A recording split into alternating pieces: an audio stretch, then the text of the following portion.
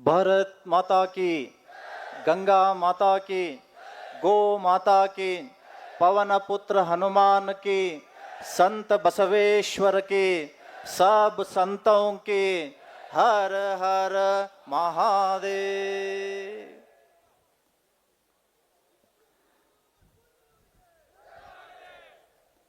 ವೀರನಾದರೆ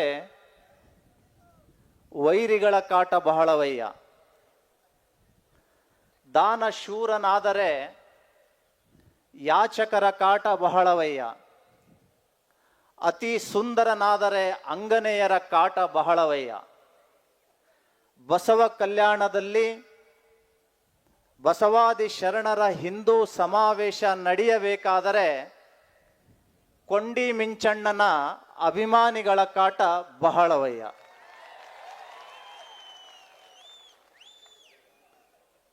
ಬಸವ ಕಲ್ಯಾಣದ ಈ ಪುಣ್ಯ ಭೂಮಿಯಲ್ಲಿ ಸಮಾನತೆಗಾಗಿ ವಚನ ಕ್ರಾಂತಿಯನ್ನ ಮಾಡಿ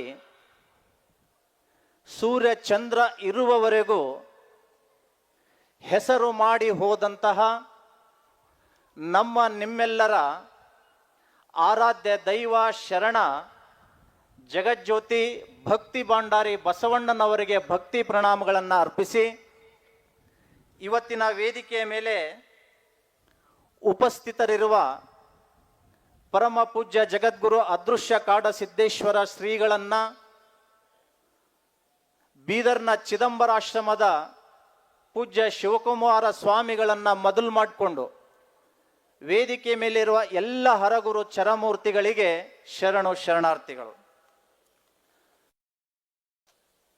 ಎಚ್ಚರಿಕೆಯ ಮಧ್ಯದಲ್ಲಿಯೂ ಕೂಡ ಹಿಂದೂ ಜಗೇತೋ ವಿಶ್ವ ಜಗೇಗ ಅನ್ನುವಂತಹ ನುಡಿಯಂತೆ ಪೊಲೀಸ್ ಲಾಠಿ, ಪೊಲೀಸ್ ಬೂಟು, ಪೊಲೀಸ್ ಕೇಸ್ಗೆ ಹೆದರದೇನೆ ಸಾವಿರಾರು ಸಂಖ್ಯೆಯಲ್ಲಿ ವಿರಾಜಮಾನಾದಂಥ ಎಲ್ಲ ಹಿಂದೂ ಬಾಂಧವರಿಗೆ ಎನ್ನ ಭಕ್ತಿಯ ಪ್ರಣಾಮಗಳು. ಆರಕ್ಷಕ ದಳದವರೇ, ಪತ್ರಕರ್ತ ಮಿತ್ರರೇ, ಕರ್ನಾಟಕ ರಾಜ್ಯದಲ್ಲಿ ಕಳೆದ 4-5 ತಿಂಗಳಿಂದ ಹಿಂದುತ್ವದ ಅಲೆ ಜೋರಾಗಿ ಎದ್ದಿದೆ. ಮೊಟ್ಟ ಮೊದಲನೇದಾಗಿ ಹಿಂದೂ ವಿರೋಧಿ ಮಂತ್ರಿ ಬಬಲೇಶ್ವರದಿಂದ ಪ್ರಾರಂಭವಾದಂಥ ಹಿಂದೂ ಸಮಾವೇಶ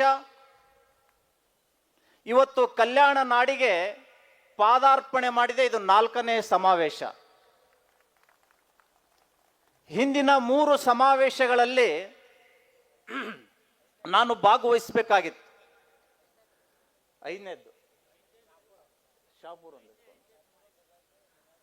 ಗದಗ ಒಂದು, ಭಾಗವಹಿಸಬೇಕು ಅನಿವಾರ್ಯ ಕಾರಣಗಳಿಂದ ಭಾಗವಹಿಸಕ್ಕಾಗಲಿಲ್ಲ. ಬಸವ ಕಲ್ಯಾಣದಲ್ಲಿ ನಡೀತಾ ಇರುವಂತಹ ಈ ಕಾರ್ಯಕ್ರಮವನ್ನ ನಾನು ತಪ್ಪಿಸ್ಕೊಳ್ಬಾರ್ದು ಅಂತ ಹೇಳಿ ಈ ಕಾರ್ಯಕ್ರಮದಲ್ಲಿ ನಾನು ಭಾಗವಹಿಸಿದೆ. ಗುಂಡೂರಡ್ಡಿಯವರು, ಗವಿಮಠದ ಶ್ರೀಗಳು, ರಾಜೇಶ್ವರ ಮೆಹಕರ್ ಶ್ರೀಗಳು ಫೋನ್ ಮಾಡಿದ್ರು, ನೀವು ಬರಬೇಕು ಕಾರ್ಯಕ್ರಮಕ್ಕೆ. ನಾನು ಬರ್ತೀನಿ ಬುದ್ಧಿ, ಎಲ್ಲಿಯೂ ಕೂಡ ನಾನು ಬರ್ತೀನಿ ಅಂತ ಹೇಳಬೇಡಿ ಅಂತ ಹೇಳಿದೆ. ಯಾಕೆ ಅಂತ ಕೇಳಿದರೆ, ಅಪ್ಪೋರೆ ನಿಮಗೆ ಬಸವ ಕಲ್ಯಾಣಕ್ಕೆ ಬರಾಕರೆ ಬಿಟ್ಟಾರ. ಈ 3 ವರ್ಷದಿಂದ ನಮ್ಮನ್ನ ಮುತಾಲಿಕರನ್ನ ಬ್ಯಾನ್ ಮಾಡಿದಂತಹ ಜಿಲ್ಲಾಡಳಿತ ಇವತ್ತು ಬೀದರ್ನಲ್ಲಿದೆ. ಹೀಗಾಗಿ ಎಲ್ಲೂ ಕೂಡ ಹೇಳಬಾರ್ದು ಅಂತ ನಾನು ಹೇಳಿದ್ದೆ. ಬಹುಶಃ ಗೊತ್ತಾಗಿದ್ರೆ ಇಲ್ಲಿಯ ತಹಸೀಲ್ದಾರ್ ಟಕ ಟಕ ಟಕ ಟಕ್ ಟೇಪ್ ಹೊಡೋನ ಸಿಗ್ನೇಚರ್ ಮಾಡಿ ಕಳಿಸ್ಬಿಡ್ತಿದ್ದ, ಬೀದರ್ ಗಡಿ ಪ್ರವೇಶ ನಿಷೇಧಿಸಲಾಗಿದೆ. ಅದು ಆಗಲಿಲ್ಲ. ನಾನು ಇಲ್ಲಿಗೆ ಬರಬೇಕಾದ್ರೆ ಬಸವಣ್ಣನ ಕೃಪಾಶೀರ್ವಾದ ಪಡೆದೇ ನಾನು ಈ ಪುಣ್ಯ ಭೂಮಿಗೆ ಕಾಲಿಟ್ಟಿದ್ದೇನೆ. ಸ್ವಾಮಿ ವಿವೇಕಾನಂದರು ಹೇಗೆ ಅದೃಶ್ಯ ಕಾಡ ಸಿದ್ದೇಶ್ವರ ಸ್ವಾಮಿಗಳು ಈ ದೇಶದಲ್ಲಿ ಧರ್ಮದ ಸುನಾಮಿಯನ್ನ ಎಬ್ಬಿಸಿದಾರೋ, ಅದೇ ಮಾದರಿಯಲ್ಲಿ ಸ್ವಾಮಿ ವಿವೇಕಾನಂದರು ಈ ನಾಡು, ಈ ವಿಶ್ವವನ್ನ ಎಚ್ಚರಿಸಿದವರು. ಕಾಶಿಯಲ್ಲಿ ವಿವೇಕಾನಂದರು ಗಂಗಾ ನದಿಗೆ ಹೋಗ್ಬೇಕಾದ್ರೆ ಕಾಶಿಯಲ್ಲಿ ಕೆಂಪು ಕೋತಿಗಳ ಕಾಟ ಬಹಳ. ಈ ಸ್ವಾಮಿಗಳ ವೇಷಭೂಷಣವನ್ನ ನೋಡಿ ಅಲ್ಲಿರುವಂತಹ ಕೋತಿಗಳು ಸ್ವಾಮಿಗಳ ಮೇಲೆ ದಾಳಿ ಮಾಡ್ತವೆ. ಪ್ರಾಣಿಗಳು, ಬೇರೆ ಮನುಷ್ಯರಾದರೂ ಆ ಸ್ವಾಮಿಗಳನ್ನು ಹೆದರೋರು ಇರಲಿಲ್ಲ. ಹೀಗಾಗಿ ಒಂದು 4 ಹೆಜ್ಜೆ ಮುಂದೆ ಇಟ್ಟು ಓಡ್ಲಿಕ್ಕೆ ಪ್ರಾರಂಭ ಮಾಡಿದರು. ಅಲ್ಲಿರುವಂತಹ ಒಬ್ಬ ಸಂತ ಹೇಳ್ತಾನೆ, ಸ್ವಾಮೀಜಿ ಓಡಬೇಡಿ, ಅವು ಏನೂ ಮಾಡೋದಿಲ್ಲ, ಈಗ ತಗೊಳ್ಳಿ ಈ ಕೋಲನ್ನ, ಹೆದರಿಸಿ ಆ ಕೋತಿಗಳನ್ನ ಅಂತ ಹೇಳಿ ಆ ಸಂತ ಸ್ವಾಮಿ ವಿವೇಕಾನಂದರ ಕೈಯಲ್ಲಿ ಒಂದು ಕೋಲನ್ನ ಕೊಡ್ತಾರೆ. ಆಗ ಸ್ವಾಮಿ ವಿವೇಕಾನಂದರು ಆ ಕೋಲನ್ನ ತೆಗೆದುಕೊಂಡು ಗಟ್ಟಿಯಾಗಿ ನೆಲಕ್ಕೆ ಕುಟ್ಟಿದಾಗ ಅಲ್ಲಿರುವ ಎಲ್ಲ ಕೋತಿಗಳು ಓಡ್ ಹೋಗಿದ್ವಂತೆ. ಇದನ್ನು ನಾನು ಯಾಕೆ ಹೇಳ್ತಿದ್ದೀನಿ ಅಂತ ಕೇಳಿದ್ರೆ, ಕಾಡಸಿದ್ದೇಶ್ವರ ಸ್ವಾಮಿಗಳು ಬಸವ ಕಲ್ಯಾಣಕ್ಕೆ ಬರ್ತಾರೆ ಅನ್ನುವಂಥ ಸುದ್ದಿ ತಿಳಿದ ತಕ್ಷಣನೇ ಇಲ್ಲಿಯ ಕೆಲ ಕೋತಿಗಳು ಬಾಯಿಗೆ ಬಂದ ಹಾಗೆ ಮಾತನಾಡಲಿಕ್ಕೆ ಪ್ರಾರಂಭ ಮಾಡಿದರು. ಇವತ್ತು ಬಸವ ಕಲ್ಯಾಣದಾಗ ಎಲ್ಲಿ ಪ್ರತಿಭಟನೆ ಮಾಡಲಿಕ್ಕೆ ಜಾಗ ಸಿಗಲಿಲ್ಲ ಅಂತ ಕಾಣುತ್ತೆ. ಹೈವೇ ಫ್ಲೈಓವರ್ ಕೆಳಗಡೆ ಇವತ್ತು ಅವರು ಪ್ರತಿಭಟನೆ ಮಾಡಿದರು. ಅದು ಫ್ಲೈಓವರ್ ಕಂಪ್ನಿ ಅಂತ ಇವತ್ತು ನಾವು ನಾಮಕರಣವನ್ನ ಮಾಡ್ತೇವೆ. Flyover company. ಇನ್ನು ತಾಲಿಬಾನಿ ಅದು ಇದು ಅನ್ನೋದು ಬೇಡ ಅಪ್ಪರ, ಫ್ಲೈಓವರ್ ಕಂಪ್ನಿ. ಇವತ್ತು ಇಲ್ಲಿ ಮಾಡ್ತಾ ಇರುವಂತ ಸಮಾವೇಶ ಹಿಂದೂಗಳ ವಿರುದ್ಧ ಅಲ್ಲ, ಭಾರತ ದೇಶದ ವಿರುದ್ಧ ಅಲ್ಲ, ಅಥವಾ ಈ ವೇದಿಕೆಯ ಮುಖಾಂತರ ಭಾರತ ತೇರಾ ತುಕಡಾ ಹೋಗ ಇನ್ಶಾ ಅಲ್ಲ ಅಂತ ಘೋಷಣೆ ಕೂಗುವುದಕ್ಕೆ ಈ ಸಮಾವೇಶವನ್ನ ನಾವು ಮಾಡ್ತಾ ಇಲ್ಲ. ಸಂಸತ್ ಮೇಲೆ ದಾಳಿ ಮಾಡಿದಂತ ಅಫ್ಜಲ್ ಗುರು ಹಮ್ ಶರ್ಮಿಂದಾ ಹೇ ತೇರೆ ಕಾತಿಲ್ ಜಿಂದಾ ಹೇ ಅಂತ ಹೇಳುವ ಘೋಷಣೆಗಳ ವೇದಿಕೆ ಇದು ಅಲ್ಲ. ಭಾರತದ ಐಕ್ಯತೆಗಾಗಿ, ಭಾರತದ ಸಾರ್ವಭೌಮತೆಗಾಗಿ ಹಿಂದೂ ನಾವೆಲ್ಲರೂ ಒಂದು ಅನ್ನುವಂತ ಸಮಾವೇಶ ಇವತ್ತು ಬಸವ ಕಲ್ಯಾಣದಲ್ಲಿ ನಡೀತಾ ಇದೆ. ಈ ಫ್ಲೈಓವರ್ ಕಂಪ್ನಿಗಳಿಗೆ, ಕಮ್ಯುನಿಸ್ಟ್ ಸಿದ್ಧಾಂತಗಳಿಗೆ ಭಾರತ ಐಕ್ಯತೆಯಿಂದ ಇರೋದು ಅವರಿಗೆ ಇಷ್ಟ ಇಲ್ಲ. 1962ರಲ್ಲಿ ಚೀನಾ ಮತ್ತು ಭಾರತ ಯುದ್ಧ ನಡೀತಿರ್ಬೇಕಾದ್ರೆ ಈ ಕಮ್ಯುನಿಸ್ಟ್ ಕಂಪನಿ, ಫ್ಲೈಓವರ್ ಕಂಪನಿ ಭಾರತದಲ್ಲಿ ಪ್ರತಿಭಟನೆ ಮಾಡ್ತಾ ಇತ್ತು.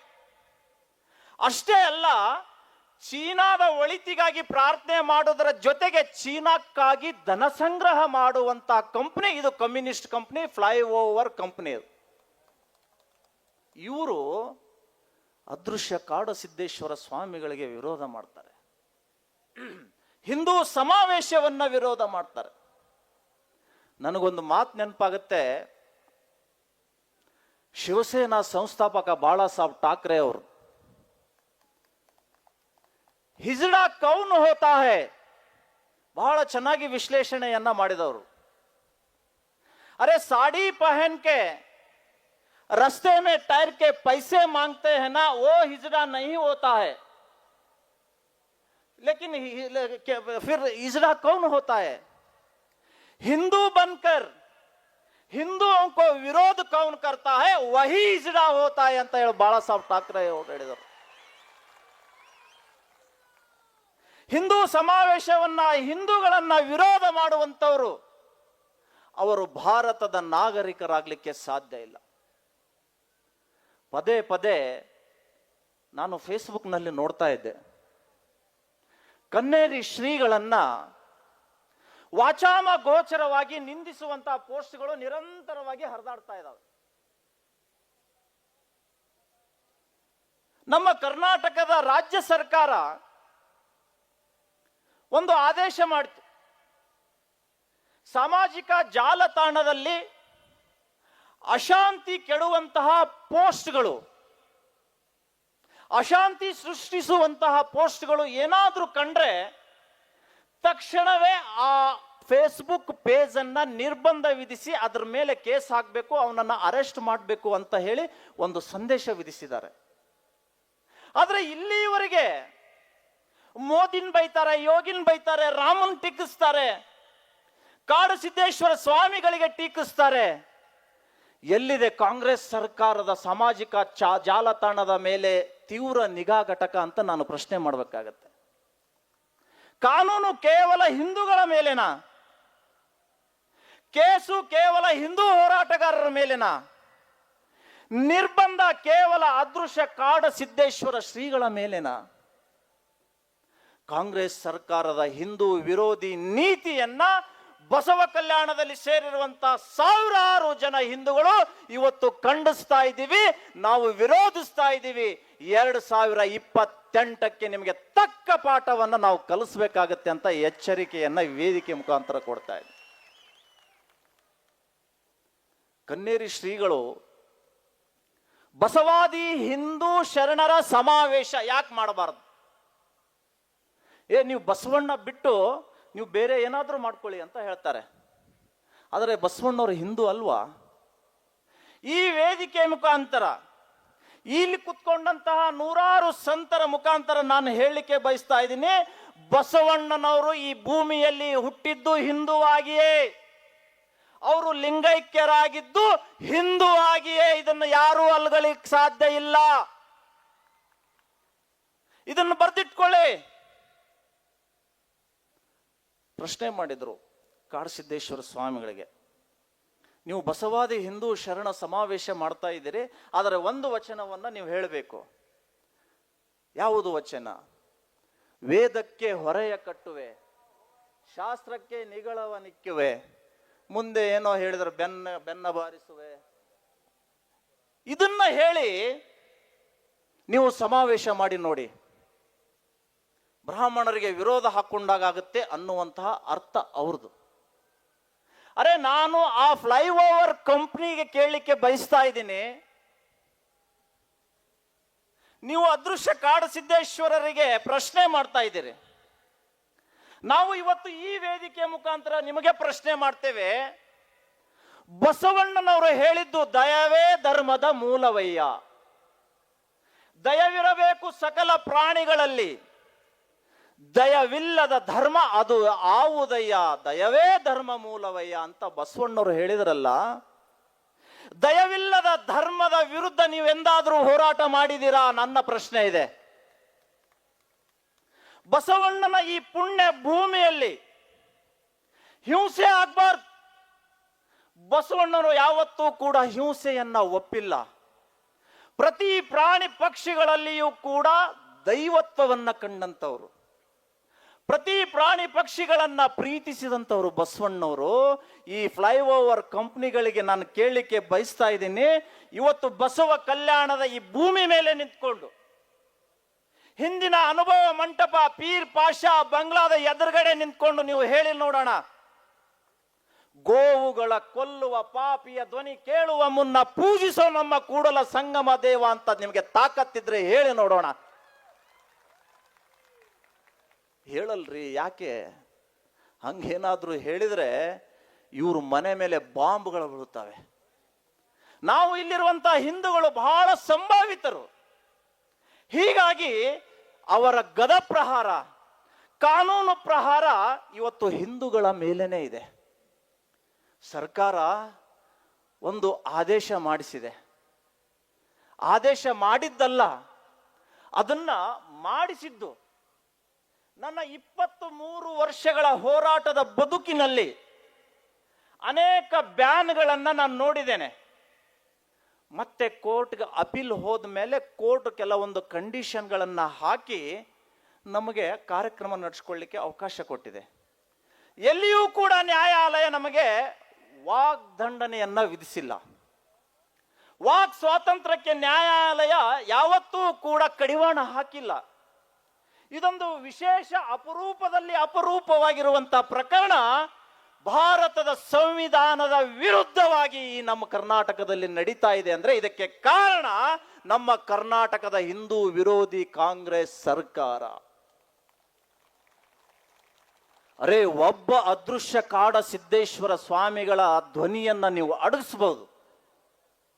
ಇಲ್ಲಿ ಕೂತಂತ ನೂರಾರು ಜನರು ಮಾತಾಡ್ಲಿಕ್ಕೆ ನಿಂತ್ರೆ ಕಾಂಗ್ರೆಸ್ ಸರ್ಕಾರ ಧೂಳಿಪಟ ಆಗುತ್ತೆ. ವಿಧಾನಸೌಧದಲ್ಲಿ ಸರ್ಕಾರ ಇರೋದಿಲ್ಲ. ಇದನ್ನು ನೀವು ಎಚ್ಚರದಿಂದ ಕೇಳ್ಕೊಳ್ಳಿ.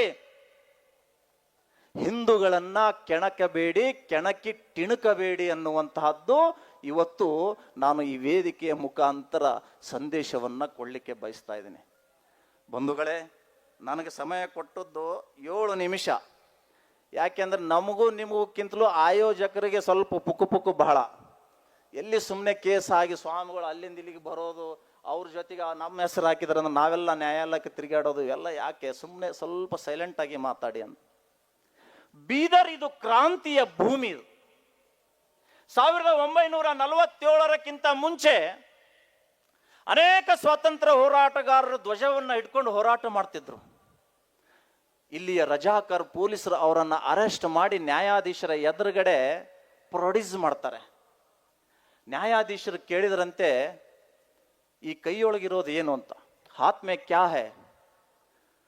ಆಗ ಆ ಸ್ವತಂತ್ರ ಹೋರಾಟಗಾರರು ಹೇಳಿದ್ರಂತೆ, ಸರ್ ये सीधा किया तो झंडा होता है, अगर उल्टा किए तो निजाम के औलादों को मारने के लिए दंडा होता है.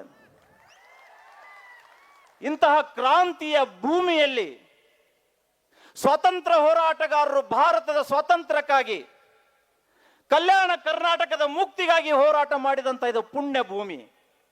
ಸಮಾನತೆಗಾಗಿ ಮೇಲು ಕೀಳು ಎನ್ನದನೆ ಹೋರಾಟ ಮಾಡಿದಂತ ಬಸವಣ್ಣನ ಭೂಮಿಯಲ್ಲಿ ಹುಟ್ಟಿದಂತ ನಮಗೆ 2 ಗುಂಡಿಗೆ ಇದೆ. ಯಾವುದೇ ಕಾರಣಕ್ಕೂ ಕೇಸು, ಲಾಠಿ, ಪೊಲೀಸ್ ಕೇಸು, ಕೋರ್ಟ್ ಹೆದರೋದಿಲ್ಲ ಅನ್ನುವಂತಹ ಪ್ರತಿಜ್ಞೆಯನ್ನ ಇಲ್ಲಿ ನಾವು ಮಾಡಿ ಬಸವಣ್ಣನವರ ಆಶಯವನ್ನ, ಬಸವಣ್ಣನವರ ಸಂದೇಶವನ್ನ ನಾವು ಫ್ಲೈಓವರ್ ಕೆಳಗಡೆ ಮಾಡದನೆ ವಿಶ್ವವ್ಯಾಪಿ ಪ್ರಚಾರ ಮಾಡೋಣ ಅನ್ನುವಂಥ ಸಂದೇಶವನ್ನ ನಾನು ಈ ಸಂದರ್ಭದಲ್ಲಿ ಕೊಡ್ತಾ ಕೊನೆಗೊಂದು ಮಾತನ್ನ ಹೇಳಲಿಕ್ಕೆ ಬಯಸ್ತಾ ಇದ್ದೀನಿ. ಸ್ವತಂತ್ರ ಪೂರ್ವದಲ್ಲಿ ಹರಿದ್ವಾರ್ ಸ್ವಾಮಿ ಶ್ರದ್ಧಾನಂದರು ಒಂದು ದೊಡ್ಡ ಆಶ್ರಮವನ್ನ ನಡೆಸ್ತಾ ಇದ್ರು. ಹೇಗೆ ಕನ್ನೇರಿ ಶ್ರೀಗಳು ತಮ್ಮ ಮಠದಲ್ಲಿ ಸಾವಿರಾರು ಯುವಕರನ್ನ ಪುಕ್ಕಟೆಯಾಗಿ ವಿದ್ಯೆಯನ್ನ ಕೊಟ್ಟು ದಾಸೋಹ ಜ್ಞಾನವನ್ನು ಕೊಟ್ಟು ಬೆಳೆಸ್ತಾ ಇದ್ದಾರೋ, ಅದೇ ಮಾದರಿಯಲ್ಲಿ ಸ್ವಾಮಿ ಶ್ರದ್ಧಾನಂದರು ಆಶ್ರಮ ನಡೆಸ್ತಾ ಇದ್ರು. ಅವರಲ್ಲಿ ದೇಶಭಕ್ತಿಯನ್ನ ತುಂಬ್ತಾ ಇದ್ರು. ಬ್ರಿಟಿಷ್ ಸರ್ಕಾರಕ್ಕೆ ಗೊತ್ತಾಯ್ತು.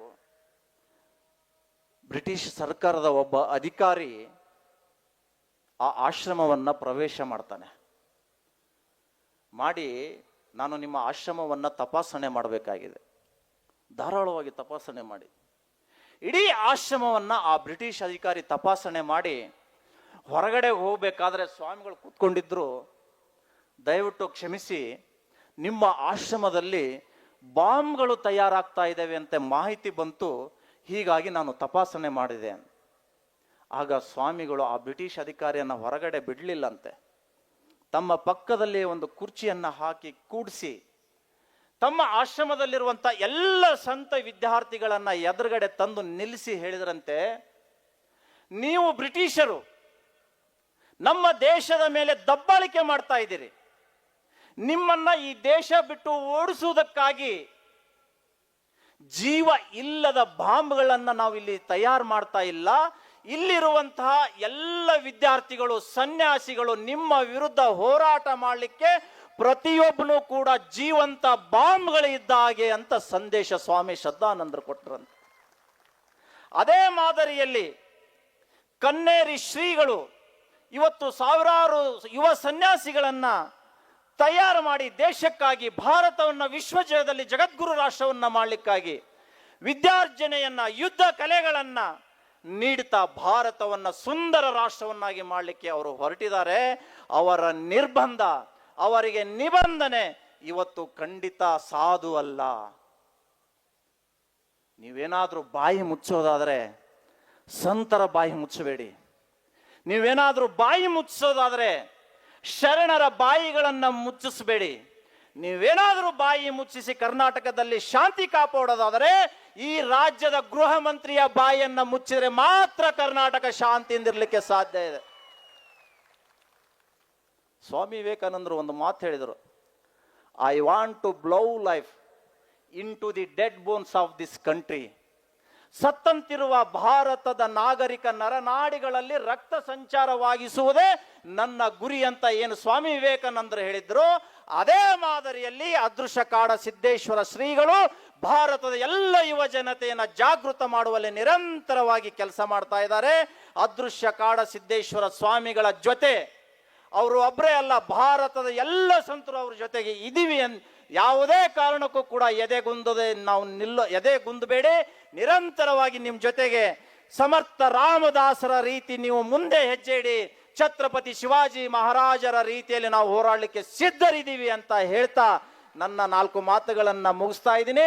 ಭಾರತ್ ಮಾತಾ ಕಿ ವಂದೇ ವಂದೇ. ಇಲ್ಲಿ ಫ್ಲೈಓವರ್ ಕಂಪ್ನಿಗೆ ಕೇಳಲ್ಲ, ನೀವು ಘೋಷಣೆಗೆ ಹೋಗಿದ್ದು ಜೋರ್ ಕೂಗ್ರಿ. ಭಾರತ್ ಮಾತಾ ಕಿ, ಭಾರತ್ ಮಾತಾ ಕಿ, ಶರಣ ಬಸವೇಶ್ವರ ಕಿ ಜೈ ಶ್ರೀರಾಮ್, ಜೈ ಜೈ ಶ್ರೀರಾಮ್. ವಂದೇ ವಂದೇ ವಂದೇ, ಹರ ಹರ ಮಹಾದೇವ್. ಧನ್ಯವಾದ. ಗೌರವದ ಜೋರಾದ ಚಪ್ಪಾಳೆ ಮುಖೇನವಾಗಿ ಅನೇಕ ಬಗೆಯ ವಂದನೆಗಳು ಶರಣಾರ್ಥಿಗಳೊಂದಿಗೆ.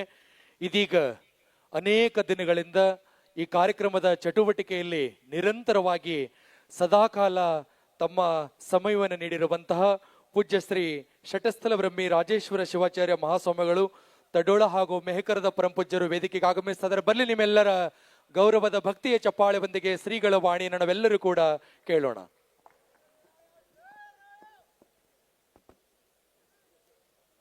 ಓಂ ಪೂರ್ಣಮದಃ ಪೂರ್ಣಮಿದಂ ಪೂರ್ಣಾತ್ ಪೂರ್ಣಮುದಚ್ಯತೆ ಪೂರ್ಣಶ್ಯ ಪೂರ್ಣಮಾದಾಯ ಪೂರ್ಣಮೇವಾವಶಿಷ್ಯತೆ.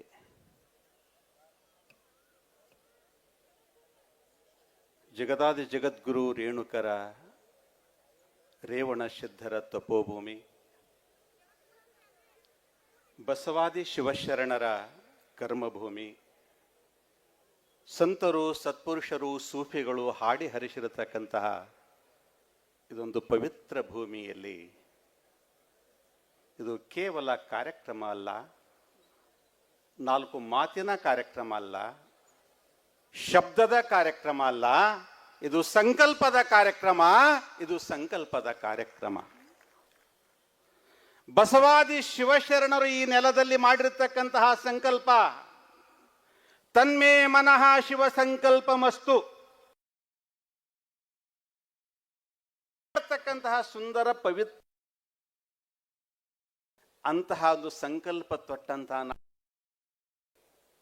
ಇವತ್ತಿನ ದಿವಸ ನಾವು ನೀವೆಲ್ಲರೂ ಕೂಡ ಕುಳಿತುಕೊಂಡಿದ್ವಿ. ಈ ಒಂದು ಕಾರ್ಯಕ್ರಮದಲ್ಲಿ ಶತಾಯುಷಿಗಳಾಗಿರತಕ್ಕಂಥ ಹುಡುಗಿ ಅಪ್ಪವ್ರನ್ನ ಮೊದಲು ಮಾಡಿಕೊಂಡು, ಕಾಡಸಿದ್ದೇಶ್ವರ ಅಪ್ಪವ್ರನ್ನ ಮೊದಲು ಮಾಡಿಕೊಂಡು, ಬೀದರ್ನ ಪರಮ ಪೂಜ್ಯ ಅಪ್ಪಗಳನ್ನು ಮೊದಲು ಮಾಡಿಕೊಂಡು ಎಲ್ಲ ಪೂಜ್ಯರನ್ನ ವಂದಿಸಿ ತಮ್ಮೆಲ್ಲರ ಅಂತಃಕರಣಕ್ಕೆ ಸಾಕ್ಷಿಯಾಗಿ ಬೆಳಗುವ ಆ ಪರಮಾತ್ಮನಿಗೆ ವಂದಿಸಿ ಒಂದು ಶಬ್ದ ಹೇಳಬೇಕಾಗಿದೆ. ಒಂದು ಬಹಳ ಸುಂದರ ಮಾತಿದೆ. ಲಿಂಗೈಕ್ಯ ಜಗದ್ಗುರು ಗಂಗಾಧರ ಮಹಾಸನ್ನಿಧಿಯವರು ಅಂದರೆ ಇವತ್ತು ಡಿ ಕೆ ಶಿವಕುಮಾರ್ ಅವರು ಯಾವ ಅಜ್ಜನ ಹೂಟವನ್ನು ಇಟ್ಕೊಂಡು ಪ್ರಮಾಣ ತಗೊಂಡಿದ್ರು ಅವರೊಂದು ಶಬ್ದ ಬಹಳ ಸುಂದರ 4 ಶಬ್ದ ಬರೆದಿದ್ದಾರೆ. ನೀತಿ ಇಲ್ಲದ ಶಿಕ್ಷಣ, ಭೀತಿ ಇಲ್ಲದ ಶಾಸನ, ಮಿತಿ ಇಲ್ಲದ ಜೀವನ, ಸೀಮಾತೀತ ಸ್ವಾತಂತ್ರ್ಯ ಇವು ರಾಷ್ಟ್ರದ ಪ್ರಗತಿಯ ವಿಘಾತಕಗಳಾಗಿವೆ. ಪ್ರಜಾಪ್ರಭುತ್ವದಲ್ಲಿ ನಾವು ದೇಶವನ್ನು ಪ್ರಗತಿ ಕಾಣ್ತೀವಿ ಅಂತ ಕನಸು ಕಂಡಿದ್ವಿ. ಆದರೆ ಯಾವ ಶಿಕ್ಷಣದಲ್ಲಿ ನೀತಿ ಇಲ್ಲ, ಯಾವ ಶಾಸನದಲ್ಲಿ ಭೀತಿ ಇಲ್ಲ, ಪ್ರಾಮಾಣಿಕತೆ ಇಲ್ಲ, ಯಾವ ಜೀವನದಲ್ಲಿ ಮಿತಿ ಇಲ್ಲ. ಸ್ವಾತಂತ್ರ್ಯ ಬೇಕು, ಆದರೆ ಸೀಮಾತೀತ ಸ್ವಾತಂತ್ರ್ಯ ಇವತ್ತಿದೆ. ಇದು ಹೇಗೆ ಮನುಷ್ಯನ ಬದುಕನ್ನು, ದೇಶದ ಭವಿಷ್ಯವನ್ನು ನಿರ್ಮಾಣ ಮಾಡಲಿಕ್ಕೆ ಸಾಧ್ಯತೆ? ಇಂತಹ ಒಂದು ಸಂದರ್ಭದಲ್ಲಿ ಇವತ್ತು ಬಸವ ಕಲ್ಯಾಣದಲ್ಲಿ ನಾವು ಕಾರ್ಯಕ್ರಮ ಯಾಕೆ ಮಾಡುತ್ತಾ ಇದ್ದೀವಿ? ಬಹಳ ಜನ ಕೇಳಿದ್ರು, ಬಸವಾದಿ ಶಿವಶರಣರಂತ ತೆಗಿರಿ, ಹಿಂದೂ ಅಂತ ಹಾಕೊಳ್ರಿ, ನಮ್ದೇನು ಅಭ್ಯಂತರ ಇಲ್ಲ. ಯಾಕೆ? ಬಸವಾದಿ ಶಿವಶರಣರು ಬಸವಣ್ಣನವರು ಸಾಂಸ್ಕೃತಿಕ ನಾಯಕ, ಕರ್ನಾಟಕದ ಸಾಂಸ್ಕೃತಿಕ ನಾಯಕ ಅಂತ ಹೇಳಿಕೊಳ್ಳಿಕ್ಕೆ ಕರ್ನಾಟಕ ಸರ್ಕಾರಕ್ಕೆ ಬರುತ್ತೆ. ಬಸವ ಕಲ್ಯಾಣದಲ್ಲಿ ಬಸವಾದಿ ಶಿವಶರಣರಂತ ಹೇಳಿದಾಗ ಇವ್ರ ಅಪ್ಪನ ಆಸ್ತಿನ ಇದೇನ ಥೋಡೆ 4 ಮಂದಿ ಖರೀದಿ ಮಾಡಿದಾರ ಇವ್ರಿಗೆ? ಬಸವಣ್ಣನವರಿಗೆ ಖರೀದಿ ಮಾಡ್ಯಾರ? ಇವರು ಮಾಡ್ಯಾರ?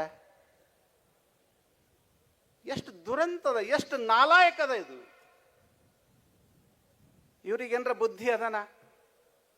ವಚನ ಓದ್ಯಾರ? ಒಂದು ಭಸ್ಮವನ್ನ ತಯಾರು ಮಾಡಬೇಕಾಗಿದ್ರೆ ಬಸವಣ್ಣನವರೇ ತನ್ನ ವಚನದಲ್ಲಿ ಹೇಳ್ತಾರೆ. ಯಾವುದು? ಪಂಚಬ್ರಹ್ಮ ಸದಾಶಿವ ಮಂತ್ರದಿಂದ ಅಭಿಮಂತ್ರಿತವಾದಂತಹ ಆ ಪಂಚ ಗೋವುಗಳನ್ನ, ಅವರ ಶಗಣೆಯನ್ನು ಸಂಗ್ರಹಿಸಿ ಅದನ್ನ ಮಂತ್ರ ಸಹಿತವಾಗಿ ಪುಟು ಮಾಡಿ ಭಸ್ಮದ ಅಗ್ನಿ ಸಂಸ್ಕಾರ ಕೊಟ್ಟು ಅದನ್ನ ಹಣೆಗೆ ಲೇಪನ ಮಾಡಿದ್ರೆ ಕೂಡಲ ಸಂಗಮ ನಿನ್ನೆಲ್ಲ ಪಾಪಗಳನ್ನು ದೂರ ಮಾಡ್ತಾನೆ. ಅದು ಆಗಮ ಪ್ರಮಾಣ ರೀತಿಯಲ್ಲಿ ಮಾಡಬೇಕು ಅಂತ ಅವರು ಹೇಳುವಾಗ ಇವ್ರು ಯಾರು? ಇವ್ರು ಓದ್ಯಾರ? ಅಷ್ಟೆಲ್ಲ ಮತ್ತೆ ಹೇಳ್ಕೊಂಡು ಹೋಗಿದ್ರೆ ಇದು ನಮ್ಮ ಕಾರ್ಯಕ್ರಮ ಹೆಂಗಾಗ್ಲತ್ತದ ಅಂತಂದ್ರೆ, ಮೆಂಟಲ್ ಹಾಸ್ಪಿಟಲ್ನಲ್ಲಿ ಡಾಕ್ಟರ್ ಹೋಗಿ ಮೆಂಟಲ್ ಪೇಷಂಟಿಗೆ ಔಷಧ ಕೊಡ್ತಾ ಕೊಡ್ತಾ ಕೊಡ್ತಾ ಹೋಗಿ ಡಾಕ್ಟರ್ನೇ ಮೆಂಟಲ್ ಆದಂಗೆ ಆಗಿದೆ. ಅದು ಅವನು ಬೈತಾ ಬೈತಾ ಅವ್ರಿಗೆ ಬೈತಾ ಬೈತಾ ಹೋಗಿ ನಾವು ಮೆಂಟಲ್ ಆಗ್ಲತ್ತೀವಿ. ನಾವು ಮೆಂಟಲ್ ಆಗುವ ಅವಶ್ಯಕತೆ ಇಲ್ಲ, ತಲೆ ಕೆಡಿಸ್ಕೊಳ್ಳೋ ಅವಶ್ಯಕತೆ ಇಲ್ಲ. ಅದು ತಲೆ ಕೆಟ್ಟಿದೆ. ಕೆಟ್ಟಿದಾಗ ವೇದ ಕಾಣಿಲ್ಲ. ಯಾಕಂದ್ರೆ ಕಾಮಣಿ ಆಯಿತು ಅಂತಂದ್ರೆ ವೇದ ಕಾಣಲ್ಲ, ಆಗಮ ಕಾಣಲ್ಲ. ಅರೆ ಅಷ್ಟು ಓದ್ತಕ್ಕಂಥ ಬುದ್ಧಿ ಇರಬೇಕಲ್ಲ.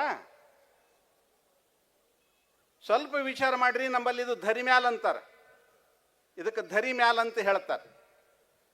ಇದು ಕೆಂಪು ಭೂಮಿ ಮುಗಿದ ನಂತರ ಧರಿ ಕೆಳಗ ಅಂತ ಹೇಳ್ತಾರೆ. ಧರಿ ಮ್ಯಾಲ ಧರಿ ಕೆಳಗ.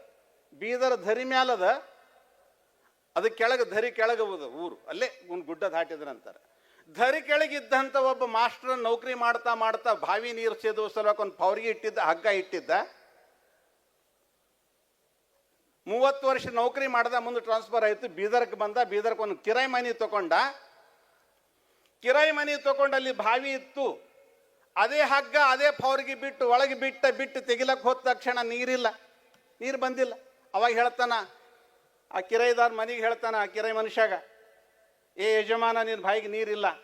ಅವಾಗ ಅವ ಒಂದೇ ಹೇಳ್ದ, ಮಾಸ್ತರ ನಿನ್ನ ಹಗ್ಗ ಕಮ್ಮಿ ಬಿದ್ದುದು. ನಿನ್ನ ಹಗ್ಗ ಎಲ್ಲಿತ್ತು ಅಂದ್ರೆ ನೀ ಕೆಳಗೆ ಮರ್ಕಲ್ದಾಗ ನೀನು 20 ಫೀಟಿನ ಮೇಲೆ ನೀರವ, ಬೀದರ್ದಾಗ 40 ಫೀಟಿಗೆ ನೀರು ಇರ್ತಾವ. 40 ಫೀಟಿನ 20 ಫೀಟಿನ ಹಗ್ಗ ಜೋಡಿಸ್ಕೊಂಡಿದ್ರೆ ನೀರು ಬರ್ತಾವ, ಇಲ್ಲೋದ್ರೆ ಹಿಂಗೆ ಸತ್ತೋಯ್ತಿ ಅಂತ ಹೇಳ್ದ. ಯಾರ ಹತ್ತಿರ ಹಗ್ಗನೇ ಉದ್ದಿಲ್ಲ ಅವಕ್ಕೆ ವೇದ ಗೊತ್ತೇನಾಯ್ತದ, ವಚನೇನು ಗೊತ್ತಾಯ್ತದ, ಪಚನೇನಾಗುತ್ತದ್ರಿ. ಇದಕ್ಕೆ ಹಗ್ಗ ಉದ್ದಿಬೇಕು. ವಚನ ಬಹಳ ಉಗಡದದ. ವಚನ ಓದೋದಲ್ಲ, ಪಚನ ಮಾಡ್ಕೊಳ್ಬೇಕಾಗ್ತದ. ಅನ್ನದೊಳಗಿಂದೊಂದಗಳವ, ವಸ್ತ್ರದೊಂದೊಳಗಿಂದ ಎಳೆಯವ, ಇಂದಿಂಗೆ ನಾಳಿಂಗೆ ಎಂದೊಡೆ, ನಿಮ್ಮಾಣೆ ನಿಮ್ಮ ಪ್ರಮಥರಾಣೆ ಅಂತ ಬಸವಣ್ಣವ್ರು ಹೇಳಿದ್ರು. ಎಷ್ಟು ಮಂದಿ ಬಲ್ಲಿ ಇದು ನಿಯಮದ? ಎಲ್ಲರೂ ಕಳ್ರೆ. ಆ ಕಡೆಯಿಂದ ಈ ಕಡೆ ಉಲ್ಟಾ ಪಲ್ಟಾ. ಒಂದು ಸರ್ಕಾರ ಬಜೆಟ್ ಬಿಡೋದಿಲ್ಲ, ಒಂದು ವ್ಯವಸ್ಥೆಗಳಿಗೆ ಬಿಡೋದಿಲ್ಲ, ಎಲ್ಲಿದ್ರು ಕೂಡ ಅದೇ. ಇಂತಹ ಗೊಂದಲಮಯ ವ್ಯವಸ್ಥೆ ಜಾಸ್ತಿ ಹೆಚ್ಚಿಗೆ ಮಾತಾಡಲಾರ್ದೇನೆ ಒಂದೇ ಹೇಳಬೇಕಾಗಿದೆ. ಬಸವಾದಿ ಶಿವಶರಣರು ಕೊಟ್ಟಂತ ವೀರಶೈವ ಲಿಂಗಾಯತ ಧರ್ಮ ಅನಾದಿ ಕಾಲದಿಂದ ಬಂದಿದೆ, ಬೆಳ್ಕೊಂಡು ಹೋಗ್ತಾ ಇದೆ, ಮುಂದೂ ಕೂಡ ಬೆಳೀತದೆ. ಅವ್ರು ವಿರೋಧ ಮಾಡೋರು ಮಾಡ್ತಾರ, ಮಾಡಲಿ. ಹೆಂಗೆ ವಿರೋಧ ಮಾಡ್ಲತ್ತಾರ ಗುರ್ತಾಗ್ಲತ್ತದ? ಸ್ಲೋ ಪಾಯ್ಸನ್ ಇದ್ದಂಗೆ ಅವು. ಒಂದೇ ಸಲ ಪಾಯ್ಸನ್ ಹಾಕಿದ್ರೆ ಸತ್ತು ಹೋಗ್ತದೆ ಸಮಾಜ. ಆದ್ರೆ ನಿಮ್ಮ ಮನೆಗಿನ ದೇವ್ರು ತೆಗಿರಿ, ಪೈಲ ಹೇಳೋದು, ನಿಮ್ಮ ಮನೆಗಿನ ದೇವ್ರು ತೆಗಿರಿ. ಬಸವಣ್ಣರು ಇದಕ್ಕೂ ಒಪ್ಪಿಲ್ಲ. ಊರಾಗಿಂದ ಗುಡಿ ಬೇಡ. ಆದ್ರೆ ಯಾವ್ದಾರ ಸಾವುಕಾರ ಮನುಷ್ಯ ಅದರ ಚಲೋ ಗುಡಿ ಕಟ್ಟದ ಅಂತಂದ್ರ ಕಳಸಾರೋಹಣ ಟೈಮಿಗೆ 1 ಲಕ್ಷ ರೂಪಾಯಿ ದಕ್ಷಿಣ ಕೊಡ್ತಾನಂದ್ರ ಆ ಗುಡಿ ಕಳಸಕ್ ಪೈಲ ಇವೇ ಮುಂದಿರ್ತಾವ. ಕೇಳ್ರಿ ಅವ್ರಿಗೆ ಫೋಟೋ ತೆಗೆದು ತೋರಿಸ್ತೀನಿ ನಿಮಗೆಲ್ಲ. ನಾವು ಈ ಕಡೆ ಅಂತ ಕಂಪನಿ ಸಂಗಡ ದೋಸ್ತರು ಬಿ ಇದ್ದೇವೆ, ದುಶ್ಮನ್ರು ಬಿ ಇದ್ದೇವೆ. ಯಾಕೆ ಒಂದೇ ಕಡೆ ಕೊಡ್ತೇನೆ. ನೀನು ಕಾಡಸಿದ್ದೇಶ್ವರ ಅಪ್ಪವ್ರು ಅಂದ್ರು, ಯಪ್ಪ ಸ್ವಲ್ಪ ಕಡಕ್ ಮಾತಾಡ್ಬೇಡ್ರಿ, ಯಾಕಂದ್ರೆ ನಾಳೆಗೆ ಮಗ್ಗಲ್ ಅವ್ರ ಮಗ್ಗಲಾಗೆ ಕೂಡೋದಿರ್ತದ. ಯಾಕೆ ಇದನ್ನು ಹೇಳ್ತೀನಿ ಅಂದ್ರೆ, ಎಷ್ಟು ದುರಂತದ ರೀ ಅಪ್ಪವ್ರೆ. ನೀವು ಇವತ್ತು ಬಂದಿರಿ, ಇದು ಸಮಸ್ಯೆ ಎದುರಿಸ್ಲತ್ತೀರಿ. 1995-96ನೇ ಇಸ್ವಿಯಲ್ಲಿ ಜಗದ್ಗುರುಗಳನ್ನ ಕರ್ಕೊಂಡು ಬರಬೇಕಾಗಿದ್ರೆ ಎಲ್ಲರನ್ನು ಕೂಡಿಸಿ ಸಮಭಾವದಿಂದ, ನಮ್ಮ ತಲೆ ಯಾಕೋ ಸಮನೇ ಅಂತ ಅನಿಸ್ತು. ಯಾವಾಗ ನಿಮ್ಮ ಸಂಘ ನಮ್ದು ಎಷ್ಟು ಎಸ್ಟಿಮೇಟ್ ಅದನ್ನು ಲೆವೆಲ್ ಹೇಳ್ಕೊಂಡು ಬಂದೆವು. ಆ ಸಂದರ್ಭದಲ್ಲಿ ಈ ಕಡೆ ಗುರುಗಳನ್ನ ಕರ್ಕೊಂಡು ಸ್ಟೇಜಿಗೆ ಹೋಗೋ ತನಕ ಬೆಂಕಿಗೆ ಹಚ್ಚಿದ ಜಾತಿ ಇದು. ಸ್ಟೇಜಿಗೆ ಬೆಂಕಿ ಹಚ್ಚಿದ ಜಾತಿ ಇದು. ದುನಿಯಾದಾಗ ಯಾವ್ರ ಹೇಳ್ಯಾನ ಇಂಥ ಹೀನ ಕೃತ್ಯ ಮಾಡಂತ? ಬಸವಣ್ಣರು ಹೇಳ್ಯಾರ? ಅರೆ ಗುರು ಬರ್ಲಂತ ನಾನು ದಾರಿ ಕಾಯ್ತೀನಪ್ಪ, ಶರಣರ ಬರುವನೆಗೆ ಪ್ರಾಣ ಜೀವಾಳವಯ್ಯ ಅಂತ ಹೇಳಿದ್ರು. ನರಜನ್ಮವ ತೊಡೆದು ಹರಜನ್ಮವ ಮಾಡಿದಿ ಗುರುವೆ, ಭವಬಂಧನವು ಬಿಡಿಸಿ ಪರಮ ಶಾಂತಿಯ ತೋರಿದಿ ಗುರುವೆ. ಅಂತಹ ಗುರುವನ್ನ ನೀನು ಒಂದು ಗುರು ಅಂತ ಹೇಳ್ಕೊಲತ್ತಿದಿ. ನಿನಗೂ ಒಬ್ಬವ ನಮಸ್ಕಾರ ಮಾಡವನ, ನಿಂದು ಒಬ್ಬ ಪಾದ ಪೂಜೆ ಮಾಡವನ, ನಿನಗೂ ಒಂದು ಜಗಲಿ ಮೇಲೆ ಒಯ್ದು ಕೂಡಿಸವನ. ಅದೇ ಇನ್ನುಳಿದ ಸಮಾಜದ ಗುರುಗಳು ಬರುವಾಗ ಅವರು ಟೆಂಟಿಗೆ ನೀವು ಊರಿಗೆ ಹೆಸ್ತಂದ್ರೆ ನಿನ್ ಬಲ್ಲಿ ಏನು ಮಾನವೀಯತೆ ಅದೇನು, ಮನುಷ್ಯತ್ವದ ಏನು ಇಲ್ಲ. ಎಲ್ಲಿ ದಯವಿಲ್ಲದ ಧರ್ಮದಾವುದಯ್ಯ, ನಿನ್ನ ಹತ್ರ ಇದೇ ಸಾಮಾನ್ಯ ಜ್ಞಾನನೇ ಇಲ್ಲ. ಅಂಥವ್ರ ಬಗ್ಗೆ ನಾವೇನು ಮಾತಾಡ್ಲಿಕ್ಕೆ ಸಾಧ್ಯದ? ಏನು ತಲೆ ಕೆಡಿಸ್ಕೊಳ್ಳೋ ಅವಶ್ಯಕತೆ ಇಲ್ಲ. ಇವತ್ತ ಎಲ್ಲ ಸಮಾಜಕ್ಕೆ ಒಂದೇ ಸಂದೇಶ ನಾನು ಕೊಡ್ತಾ ಇದ್ದೀನಿ. ನಮ್ಮೆಲ್ಲ ಹಿಂದೂ ಬಾಂಧವರು, ನಾವು ವೀರಶೈವರಿರಬಹುದು, ಲಿಂಗಾಯತಿ ಇರಬಹುದು, 96 ಜಾತಿ ಜನಾಂಗಗಳು ಲಿಂಗಾಯತ ಇದು ಸಂಪೂರ್ಣ ಧರ್ಮವನ್ನು, ಹಿಂದೂ ಧರ್ಮವನ್ನು ಆಶ್ರಯಿಸಿಕೊಂಡು ಬದುಕಿವೆ. ಅಂತಹ ವಿಶಾಲವಾಗಿರತಕ್ಕಂತಹ ಹಿಂದೂ ಧರ್ಮವನ್ನು ಸಂರಕ್ಷಣೆ ಮಾಡಬೇಕಾಗಿದೆ. ಹೆಂಗ ಸಂರಕ್ಷಣೆ ಮಾಡಬೇಕಾಗಿದೆ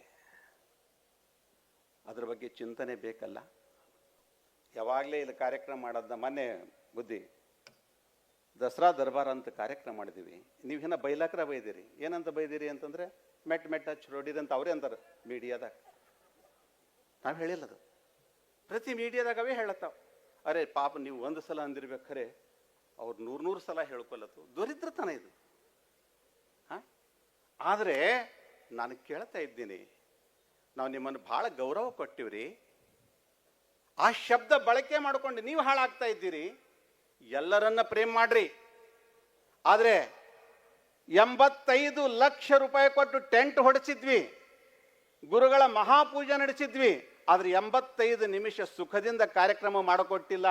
ಇದು ನೋಡಿದ್ರೆ ಒಂದೊಂದು ಸಲ ಈ ದೇಹದಲ್ಲಿ ಮನುಷ್ಯನಲ್ಲಿ ಇಷ್ಟು ಉಗ್ರತೆ ಬರ್ತಿತ್ತು. ಏನ್ ಮಾಡ್ಬೇಕು? ನಮ್ಮ ಗುರು ಹೇಳ್ದ, ಶಾಂತ ಆಗ, ನಿಂದು ವೀರಭದ್ರನ ಅವತಾರ ಏನು ಕೆಲಸಕ್ಕಿಲ್ಲ, ಇಲ್ಲ ಅನುಷ್ಠಾನದ ಪೂಜೆದ ಶರಣರ ನಾಡಿನ ಪೂಜೆ ಮಾಡ್ಕೊಂಡು ಹೋಗದ್ದ ಅಂತ ಹೇಳಿದ್ರು.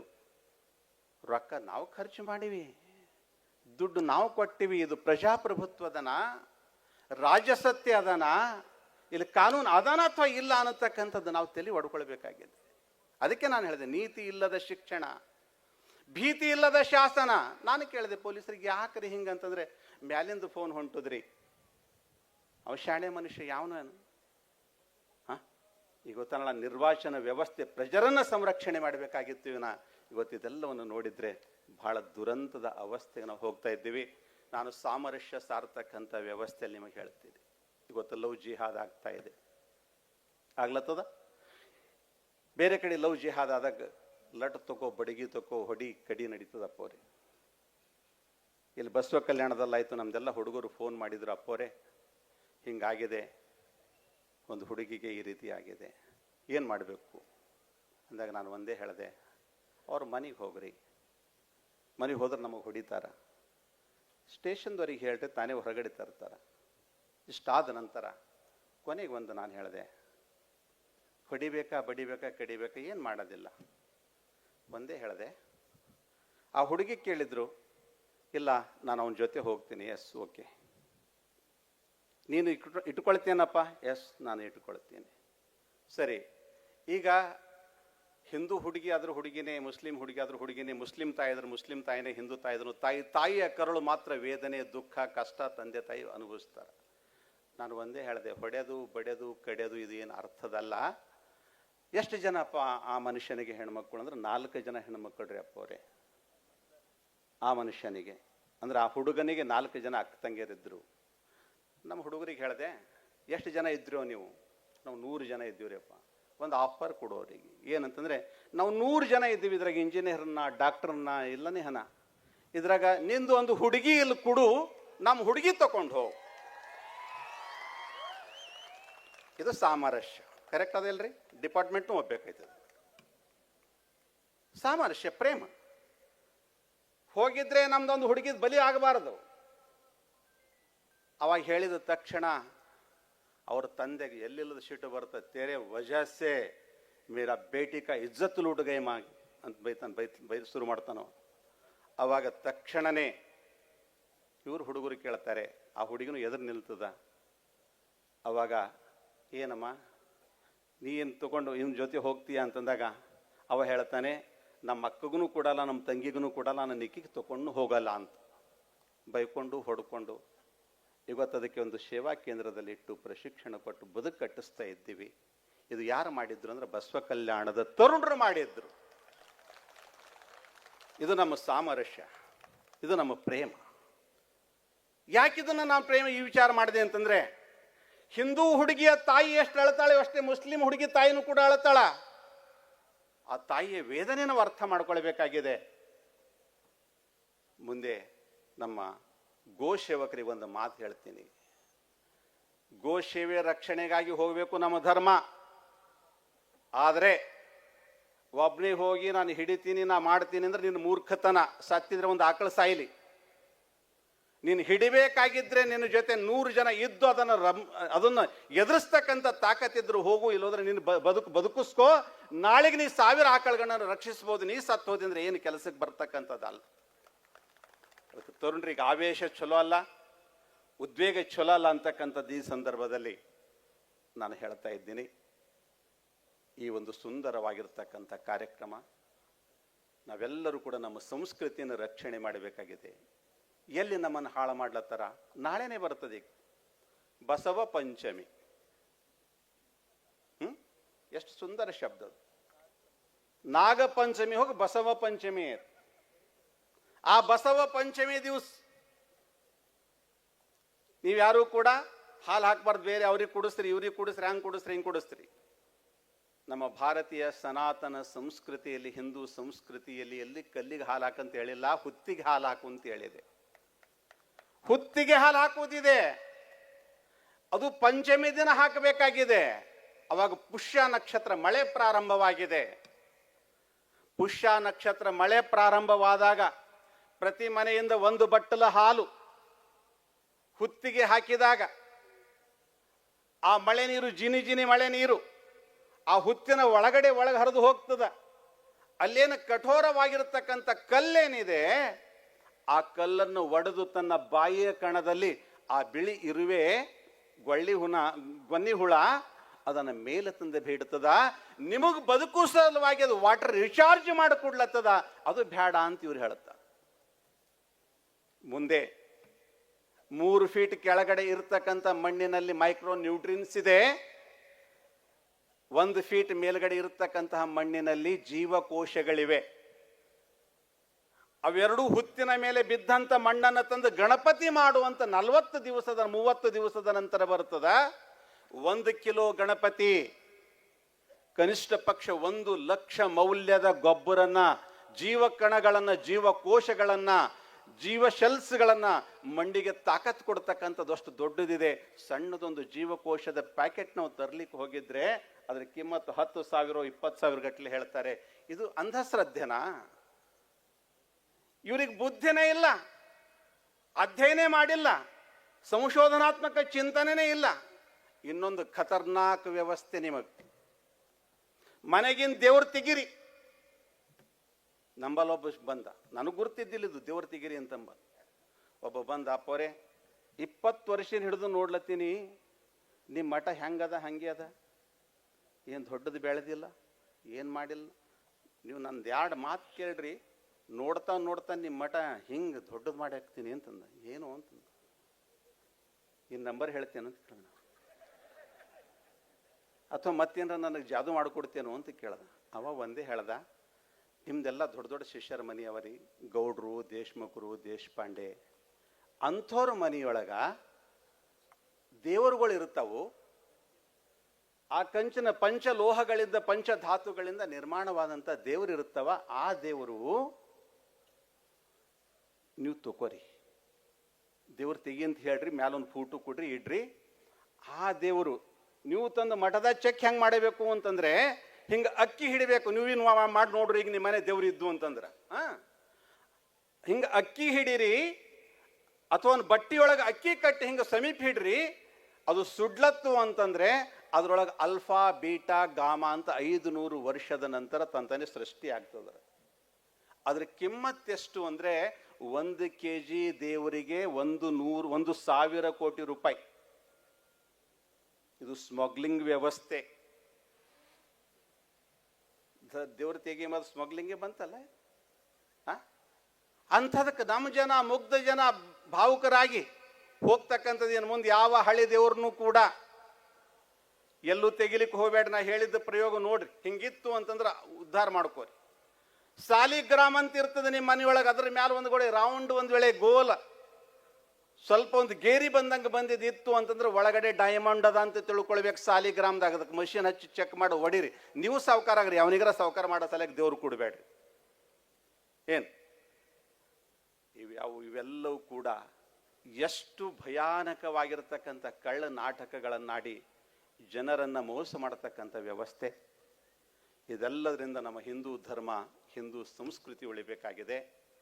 ಕೊನೆಗೆ ಯಾಕೆ ದೇವರು ಬೇಕಾಗಿದೆ ಅಂದರೆ ಒಂದಕ್ಕೆ ಕಾರಣಕ್ಕೆ ಬೇಕಾಗಿದೆ. ಈ ಮನಸ್ಸು ಅನ್ನತಕ್ಕಂಥದ್ದು ಬೆಳ್ಳಿ ಇದ್ದ ಹಾಗೆ. ಬಳ್ಳಿ ಇರ್ತದಲ್ಲ, ಅದು ಸ್ವತಃ ನಿಲ್ಲುವುದಿಲ್ಲ. ನಿಲ್ಲಕ್ಕೆ ಯಾವುದಾದ್ರು ಆಧಾರ ಬೇಕು. ಆ ಆಧಾರವೇ ಯಾವುದು ಅಂದ್ರೆ ದೇವರು, ಗುರು, ತಂದೆ, ತಾಯಿ ನನ್ನೆಂದಿದ್ದಾರೆ ಅಂತಕ್ಕಂಥದ್ದು ಒಂದೇ ಒಂದು ಶಬ್ದ ಇವನ ಆತ್ಮ ಬಲವನ್ನು ತುಂಬುತ್ತದೆ. ಅಂತಹ ದಿವ್ಯ ಶಕ್ತಿ ಈ ಮನಸ್ಸು ಸಶಕ್ತಗೊಳಿಸಬೇಕಾಗಿದ್ರೆ ಇದು ಇದೆ. ಈ ಹಬ್ಬ ಹರಿದಿನಗಳು ನಮ್ಮ ಉಲ್ಲಾಸವನ್ನು ಬೆಳೆಸ್ತವೆ. ಉಲ್ಲಾಸ ಬೆಳೀತು ಅಂದ್ರೆ ಪೆಟ್ಟುಟೂರಿ ಗ್ಲ್ಯಾಂಟ್ ದ್ರವಿಸ್ತದೆ. ಗ್ಲ್ಯಾಂಟ್ ದ್ರವಿಸಿದಾಗ ಮಾತ್ರ 100 ವರ್ಷ ನೀನು ಬದುಕಲಿಕ್ಕೆ ಸಾಧ್ಯ. ಇದು ನಮ್ಮ ದೇಶದ ಸಂಸ್ಕೃತಿಯ ಹಬ್ಬ. ಇವತ್ತವು ಹಬ್ಬಗಳು ಹಾಳಾಗ್ತಾ ಇವೆ. ಅದನ್ನು ಸಂರಕ್ಷಣೆ ಮಾಡತಕ್ಕಂಥ ಜವಾಬ್ದಾರಿ ನಿಮ್ದು. ಗಣೇಶನ ಹಬ್ಬ ಆದ ನಂತರ ನಮ್ಮ ಹಳೆ ಜನ ಹೇಳ್ತಿದ್ರು, ಅದು ಎಲ್ಲಿ ಹೋಗಿ ಕೂಡಿಸ್ಬೇಕು ಅಂತಂದ್ರೆ ಸೀದಾ ಹೊಲದಾಗ ಒಯ್ದಿಡು, ಅಬ್ಟಿ ಗಿಡ ಕೆಳಗಿಡು ಅಂತ ಹೇಳ್ತಿದ್ರ ಅಥವಾ ಅರಣಿ ಮೇಲಿಡು. ಮಳೆ ಹನಿ ಬಿದ್ದಾಗೆಲ್ಲ ಇಡೀ ಹೊಲದ ತುಂಬ ಆ ದಿವ್ಯ ಶಕ್ತಿ ಹರಿತಿತ್ತು. ಆ ಮೈಕ್ರೋ ನ್ಯೂಟ್ರಿನ್ಸ್ಗಳು, ಸೂಕ್ಷ್ಮ ಜೀವಕಣಗಳು ಬೆಳೆತಿದ್ದು. ಇವೆಲ್ಲ ವಿಜ್ಞಾನದ ಆಧಾರದ ಮೇಲೆ ನಮ್ಮ ಸನಾತನ ಸಂಸ್ಕೃತಿ ಬೆಳೆದು ಬಂದಿದೆ. ಇದಕ್ಕೆ ಈ ಸಂಸ್ಕೃತಿನ ಉಳಿಸ್ಕೊಂಡು ಹೋಗೋಣ, ಬೆಳೆಸ್ಕೊಂಡು ಹೋಗೋಣ ಅಂತಕ್ಕಂಥದ್ದು ಉದ್ದೇಶದಿಂದ ಇಟ್ಟುಕೊಂಡು, ಗೊತ್ತಾ, ಈ ಹೋರಾಟ ಮೌನದ ಹೋರಾಟ. ಅಪ್ಪಾಜಿಯವರು ಮಾತಾಡಬಾರ್ದು, ಒಳ್ಳೆಯದು. ಯಾಕ? ಒಂದೇ, ಅಲ್ಲಮ ಪ್ರಭುಗಳು ಬೆಳಗಿನಲ್ಲಿ ಬೆಳಗಾಗಿ ಹೋದ್ರು, ಮೌನದಲ್ಲಿ ಮೌನಾಗಿ ಹೋಗಿದ್ರು. ಅವರು ಇಟ್ಟಂತಹ ಮೌನ ಶಕ್ತಿ ಇವತ್ತು ಮತ್ತೆ ಆರಂಭವಾಗ್ತದೆ. ಅಪ್ಪೋರ ಮೌನದಿಂದ ಪ್ರಾರಂಭವಾದಂತಹ ಕಾರ್ಯ ಭವಿಷ್ಯತ್ನಲ್ಲಿ ಪ್ರತಿಯೊಬ್ಬರನ್ನ ಮಾತಾಡಿಸುವ ತಾಕತ್ತು ನಿಮಗೆಲ್ಲರಿಗೆ ಬರ್ತಕ್ಕಂಥ ವಿಶ್ವಾಸ ನನಗೆ. ಒಬ್ಬ ದಾರ್ಶನಿಕ ಒಂದು ಸುಂದರ ಮಾತನ್ನು ಹೇಳಿದ್ದಾನೆ. ಅಮೆಜಾನ್ ಅನ್ನತಕ್ಕಂಥ ಪರ್ವತ ಇರುವೆ ಕಾಲಿಗೆ ಗೆಜ್ಜೆ ಕಟ್ಟಿದ್ರ ಆ ಗೆಜ್ಜೆ ಶಬ್ದ ಭಗವಂತನಿಗೆ ಕೇಳಿ ಹೋಗುತ್ತೆ ಅನ್ನತಕ್ಕಂಥದ್ದು. ಇವತ್ತು ತಾವೆಲ್ಲರೂ ಬಂದಿದ್ರಿ, ಇಷ್ಟೆಲ್ಲ ಸಂತರು ಬಂದಿದ್ದಾರೆ. ಎಲ್ಲರ ಸಂತರ ಉದ್ದೇಶ ಏನಿದೆ? ಹಿಂದೂ ಧರ್ಮ ಸಂರಕ್ಷಣೆ ಆಗಬೇಕು, ವೀರಶೈವ ಲಿಂಗಾಯತ ಧರ್ಮ ಸಂರಕ್ಷಣೆ ಆಗಬೇಕು. ನಾವೆಲ್ಲರೂ ಒಂದು ಅನ್ನತಕ್ಕಂಥದ್ದು, ನಾವೆಲ್ಲರೂ ಹಿಂದೂ, ನಾವೆಲ್ಲರೂ ಬಂಧು ಅನ್ನತಕ್ಕಂಥದ್ದನ್ನು ವಿಶ್ವಕ್ಕೆ ಸಾರ್ತಕ್ಕಂಥ ಶಾಂತಿಯ ಮಂತ್ರದ ಪಾಠ, ಶಾಂತಿಯ ಮಂತ್ರದ ಸಂಕಲ್ಪದ ಈ ಕಾರ್ಯಕ್ರಮ ಅಚ್ಚುಕಟ್ಟಾಗಿ ಇದು ಇಷ್ಟಕ್ಕೆ ಮುಗುದಿಲ್ಲ. ಇವತ್ತು ಆರಂಭ, ಇವತ್ತು ದೀಪ ಪ್ರಜ್ವಲನ ಆಯಿತು, ಗಿಡಕ್ಕೆ ನೀರು ಹಾಕಿ ಆರಂಭ ಆಯಿತು. ಈ ವೃಕ್ಷ ಮಹಾವೃಕ್ಷವಾಗಿ ಬೆಳೀತದ. ಯಾವಾಗ ಬೀಜ ಹೊರಗಡೆ ಇರುತ್ತದ, ಅದು ಸುಮ್ಮನ ಕಾಣಿಸ್ತಾ ಇರ್ತದ, ಬೀಜ ಮಣ್ಣಿನಲ್ಲಿ ಮೌನವಾಗಿ ಕೂಡುತ್ತದ, ಮಹಾವೃಕ್ಷಕ್ಕೆ ಜನ್ಮ ಕೊಡ್ತದ. ಇವತ್ತು ಪರಮ ಪೂಜ್ಯ ಅದೃಶ್ಯ ಕಾಡಸಿದ್ದೇಶ್ವರ ಮಹಾಸ್ವಾಮೀಜಿಯವರು ಎಲ್ಲ ಭಕ್ತರ ಮಧ್ಯದಲ್ಲಿ ಹೊಸ ಚೈತನ್ಯಕ್ಕೆ ನಾಂದಿ ದೀಪವನ್ನು ಬೆಳಗಿಸಿದ್ದಾರೆ ಅಂತಕ್ಕಂತಹ ಮಾತನ್ನು ಈ ಸಂದರ್ಭದಲ್ಲಿ ಹೇಳಿ ಹೆಚ್ಚಿಗೆ ಮಾತನಾಡಲಾರ್ದೇನೆ, ಕೊನೆಯ ಸಂದರ್ಭದಲ್ಲಿ ಅದೃಶ್ಯ ಕಾಡಸಿದ್ದೇಶ್ವರ ಸ್ವಾಮೀಜಿ ಅಂದ್ರೆ ಏನು ಅವರೆಲ್ಲ ತಿಳ್ಕೊಂಡು ಹುಸುತ್ವದ್ರೆ ಅವು ಒಂದೇ ಹೇಳ್ತೀನಿ. ಪದ್ಯದ ಅರ್ಥ ಪಲ್ಲವಿ ಅಂತೆ. ಅನ್ನದ ಒಂದು ಅಗಳ ನೋಡಿದ್ರೆ ಸಾಕು.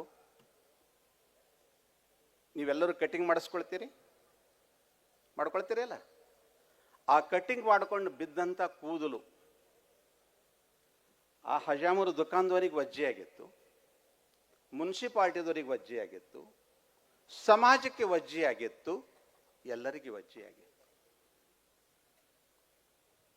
ಸಹಜ ಚರ್ಚದಲ್ಲಿ ಪರಮ ಪೂಜ್ಯರು ಸವಿತಾನಂದ ಒಂದು ಸಲ ಕಣೇರಿಯಲ್ಲಿ ಚರ್ಚೆ ಮಾಡುವಾಗ ಹಂದಿಗಳ ಕಾಟ ಜಾಸ್ತಿ ಆಗಿದೆ, ಅದನ್ನು ಸಂರಕ್ಷಣೆ ಮಾಡಬೇಕಾದ್ರೆ ಕೂದಲು ಹಾಕಿದ್ರೆ ಸ್ವಲ್ಪ ಅದು ಸ್ಮೆಲ್ ನೋಡಿದ್ರಾಗ ಅದು ಹಾಳಾಗ್ತದೆ, ಸಂಪೂರ್ಣದ ಮುಂದೆ ಬರುವುದಿಲ್ಲ ಅಂತ ಒಂದೇ ಒಂದು ಚಿಂತನೆ ಮೇಲೆ ಮುಂದೆ ಬೆಳೆಯಲ್ಲಿ ನೋಡಿದ ನಂತರ ಅದ್ಭುತವಾಗಿ ಬೆಳೆ ಬಂತು. ಇವತ್ತು ಅಮಿನೋ ಆಸಿಡ್ ಅಂತ ಒಂದು ಆಸಿಡ್ ಅನ್ನ ಅದು ಎಲ್ಲಿಂದ ನಿರ್ಮಾಣ ಆಗಿದೆ ಅಂದ್ರೆ ವೇಸ್ಟ್ ಆದ ಕೂದಲಗಳಿಂದ ಸಮಾಜಕ್ಕೆ ಈ ವರ್ಷಕ್ಕೆ 250 ಕೋಟಿ ರೂಪಾಯಿ ಮೌಲ್ಯದ ಅದನ್ನು ಅಮಿನೋ ಆಸಿಡ್ ಅನ್ನ ದೇಶ ವಿದೇಶಗಳಿಗೆ ಕಳಿಸ್ತಕ್ಕಂಥ ಮಠ, ಆ ಸಂಶೋಧನಾತ್ಮಕ ಬುದ್ಧಿ ಯಾರು ಅಂದ್ರೆ ಅದೃಶ್ಯ ಕಾಡಸಿದ್ದೇಶ್ವರ ಸ್ವಾಮೀಜಿಯವರು. ಸುಮ್ಮನೆ ಕಾವಿ ಬಟ್ಟೆ ಹಾಕೊಂಡು ಕುಂತಾರಂತ ನಮಗೆಲ್ಲ ನೀವು ಭಿಕ್ಷುಕರಂತ ತಿಳಿಬೇಡ್ರು. ಸುಮ್ಮನೆ ಹಿಂಗೆ ಮತ್ತೇನ್ರ ನೀವು ಚಂದಪಟ್ಟಿ ಕೇಳೋ ಜನ ಅವು ಬೇರೆನೆ. ಒಂದು ಕಡೆ ನೀವು ದೇವ್ರ ತೆಗಿ ಅಂತವ, ಇನ್ನೊಂದು ಕಡೆ ಆ ಗುಡಿ ಖೆಡ್ಯಾಕ್ರಂತವ, ಅವು ದೊಡ್ಡ ದೊಡ್ಡ ಸಮಾಧಿಗಳು ಕಟ್ಕೊಂಡು ಕೂಡ್ತವ, ಮತ್ತು ವರ್ಷಕ್ಕೊಂದು 2-3 ಕಾರ್ಯಕ್ರಮ ಮಾಡೋದು, ಚಂದಿ ಪಟ್ಟೆ ಮಾಡೋದು, ಇವೆಲ್ಲ ದಂಧೆ. ನಮ್ಮ ದಂಧೆ ಯಾವಿಲ್ಲ. ಅದಕ್ಕಾಗಿ ತಾವೆಲ್ಲರೂ ಕೂಡ ಅಂತಹ ಪರಮ ಪೂಜ್ಯರು ಭವಿಷ್ಯತ್ ಕಾಲದಲ್ಲಿ ಒಂದು ದಿವಸ ಮತ್ತೆ ಈ ನೆಲದಲ್ಲಿ ಕೃಷಿಕರಿಗಾಗಿ ಮಾತಾಡುವುದಿದೆ. ಒಳ್ಳೆ ರೀತಿ ಕಾರ್ಯಕ್ರಮ ಮತ್ತೆ ಮಾಡ್ತೀವಿ. ನಾವು ಕರೆದಾಗ ಬರಬೇಕು. ಇವತ್ತು ಮಾತಾಡಬೇಡಂತ ಕೋರ್ಟ್ ಕೊಟ್ಟದ ಕೂಡ್ಲಿ. ಪಾಪ ಸಮಸ್ಯೆ ಅದ. ಪಾಪ ಪೊಲೀಸ್ ಡಿಪಾರ್ಟ್ಮೆಂಟ್ ಹತ್ರ ಅವ್ರದ್ರ ಏನದ ಹಾಲತ್ ಬಾಜಿಗದ. ಅವ್ರು ಏನು ಹೇಳ್ತಾವೆ ಕೇಳಬೇಕಾಗ್ತದೆ, ಎಲ್ಲರೂ ಕೇಳಬೇಕಾಗ್ತದೆ. ನಾನು ಒಂದೇ ಹೇಳಿದೆ ಪೊಲೀಸ್ ಡಿಪಾರ್ಟ್ಮೆಂಟ್ನವರಿಗೆ, ನಿಮ್ಮ ಡಿಪಾರ್ಟ್ಮೆಂಟು, ನಿಮ್ಮ ಜಡ್ಜು, ನಿಮ್ಮ ಕೋರ್ಟು, ನಿಮ್ಮ ತಹಶೀಲು, ನಿಮ್ಮ DC ಎಲ್ಲರೂ ವಾಹವಾ ಅನ್ನಪ್ಲೆ ಕಾರ್ಯಕ್ರಮ ಮಾಡಿಕೊಡ್ತೀವಿ ಅಂತ ವಚನ ಕೊಟ್ಟಿನಿ. ನಿಶ್ಚಿತವಾಗಿ ಒಬ್ರಿಗೂ ಕೂಡ ನಮ್ದು ಏನು ಪಾಪ ಆಂದೋಲನ ಸ್ವಾಮಿಗಳು ಪಾಪ ಒಂದು ಕಡ್ಕಾಶ್ ಒಂದು ಬೈದರು ಅಟೇ, ಏನು ಬೈದಾರ ಅದು ನಮಗೇನು ಸಂಬಂಧ ಇಲ್ಲ. ಕರೆಕ್ಟಾ? ನಮಗೇನು ಸಂಬಂಧ ಇಲ್ಲ. ಪಾಪ ಗುಂಡೂರೆಡ್ಡಿ ಬಂದ್ಯಪ್ಪ ಹ್ಯಾಂಗ್ರಿ ಅಂತಲ್ಲ ತಿನ್ನು, ಏನು ಫರಕ್ ಬೀಳವಲ್ಲ ತಗೊಂಬಗ, ಏನು ಫರಕ್ ಏನು ಬೀಳದ್ದ ಅಂತಂದು. ಅದಕ್ಕಾಗಿ ಏನು ಚಿಂತೆ ಮಾಡೋ ಅವಶ್ಯಕತೆ ಇಲ್ಲ. ಅವರು ಸಶಕ್ತರ ಸ್ವಾಮಿಗಳವರು. ಅದಕ್ಕಾಗಿ ಒಂದೇ ಹೇಳೋದು, ಯಾವುದೂ ಕೂಡ ಅಪಾರ್ಥ ಮಾಡ್ಕೊಳ್ಬೇಡ್ರಿ. ಇದು ರಾಜ ಬಾಗ್ ಸವಾರ್ನ ಭೂಮಿ. ಆಶ್ಚರ್ಯ ಒಂದು ಹೇಳ್ತೀನಿ, ಈ ಊರಿನ ಕಾರ್ಯಕ್ರಮದಲ್ಲಿ ಬುದ್ಧಿ ಇಲ್ಲಿನ ತನಕ ನಿಮ್ಮ ಯಾವ ಕಾರ್ಯಕ್ರಮದ ಮುಸಲ್ರು ದುಡ್ದಾರೋ ಇಲ್ಲೋ ಗೊತ್ತಿಲ್ಲ. ಯಾವಾಗ ನಾನು ಇಲ್ಲಿ ನಿಂತೀನಿ ಅಂದಿನಿಂದ ಮುಸಲ್ಮಾನರು ಕೂಡ ಇಲ್ಲಿ ಬಂದು ದುಡಿತಾ ಇದ್ದಾರೆ, ಸೇವೆ ಮಾಡ್ತಾ ಇದ್ದಾರೆ. ಅಪ್ಪವ್ರೆ ನೀವು ನಮಗೇನು ಸೇವೆ ಹೇಳ್ತೀರಿ ಹೇಳ್ರಿ. ನಾವು ಕೂಡ ಈ ದೇಶದ ನೆಲದವರೇ ಇದ್ದೀವಿ. ರಾಜ ಬಾಗ್ ಸವಾರ್ ಸೂಫಿಗಳ ನೆಲ ಇದೆ. ಹಿಂದೂಗಳು ಕೂಡ ಒಂದೇ, ಸೂಫಿಗಳು ಕೂಡ ಒಂದೇ. ಅಂತಹ ಒಂದು ಸುಂದರ ನೆಲದಲ್ಲಿ ಇವತ್ತ ಆ ಮಕ್ಕಳು ಬಂದು 15-20 ಜನ ಮಕ್ಕಳು ಬಂದು ಹೇಳ್ತಕ್ಕಂಥ ಸಾಮಾನ್ಯ ಅಲ್ಲ. ನಮ್ಮ ದಾವೂದಂತೂ ಅನ್ನಲ್ಲ, ಅವನ ಟೀಮ್ ಸಿಸ್ಟಮ್ ಬಂದಿತ್ತು. ಇವತ್ತು ಅಡುಗೆ ವ್ಯವಸ್ಥೆಯಲ್ಲೂ ಕೂಡ ತರ್ತಕ್ಕಂಥದ್ದು. ಮತ್ತೊಂದು, ಕಾಂಗ್ರೆಸ್ನವರು ಬೇರೆ ಕಡೆ ನಿಮ್ಮ ಕಡೆ ಕೆಲಸಕ್ಕೆ ಸಹಕಾರ ಕೊಟ್ಟರೋ ಇಲ್ಲೋ, ಬಟ್ ಇಲ್ಲಿ ಕಾಂಗ್ರೆಸ್ನವ್ರ ಮಕ್ಕಳು ಸಹಕಾರ ಕೊಟ್ಟಾರ. ಯಪ್ಪ ನಿಮ್ಮ ಶಬ್ದ ತೋಡೆ ಒಗೋಡ್ ಪಡಿಸ್ ನಮಗೆ ಭಾಳ ಏನ್ರಿ. ನಮ್ದೆಲ್ಲ ಬಕ್ಕು ಇಲ್ಲ, ಅದು ನಡೀತದ. ಮಾತಿಗೆ ಬಂಧನ ಮಾಡ್ಯಾರ ಖರೆ, 1000 ಮಾತಾಡಿಸ್ಯಾರ ಅವರು. ನಿಶ್ಚಿತವಾಗಿ ನಮ್ಮ ಒಂದೇ ಒಂದು ಶಬ್ದದಲ್ಲಿ ಇದಕ್ಕೆ ಪ್ರಸಾದ ವ್ಯವಸ್ಥೆ ಹೆಂಗ ಅಂತಂದ್ರೆ ಪರ್ಮಿಷನೇ ಇಲ್ಲ. ಯಾರ ಬಲ್ಲಿ ಹೋಗ್ತೀರಿ, ಯಾರ ಬಲ್ಲಿ ಕೇಳ್ತೀರಿ, ಇದೆಲ್ಲ ಗೊಂದಲ ಇತ್ತು. ವಿಜಯ್ ಸಿಂಗ್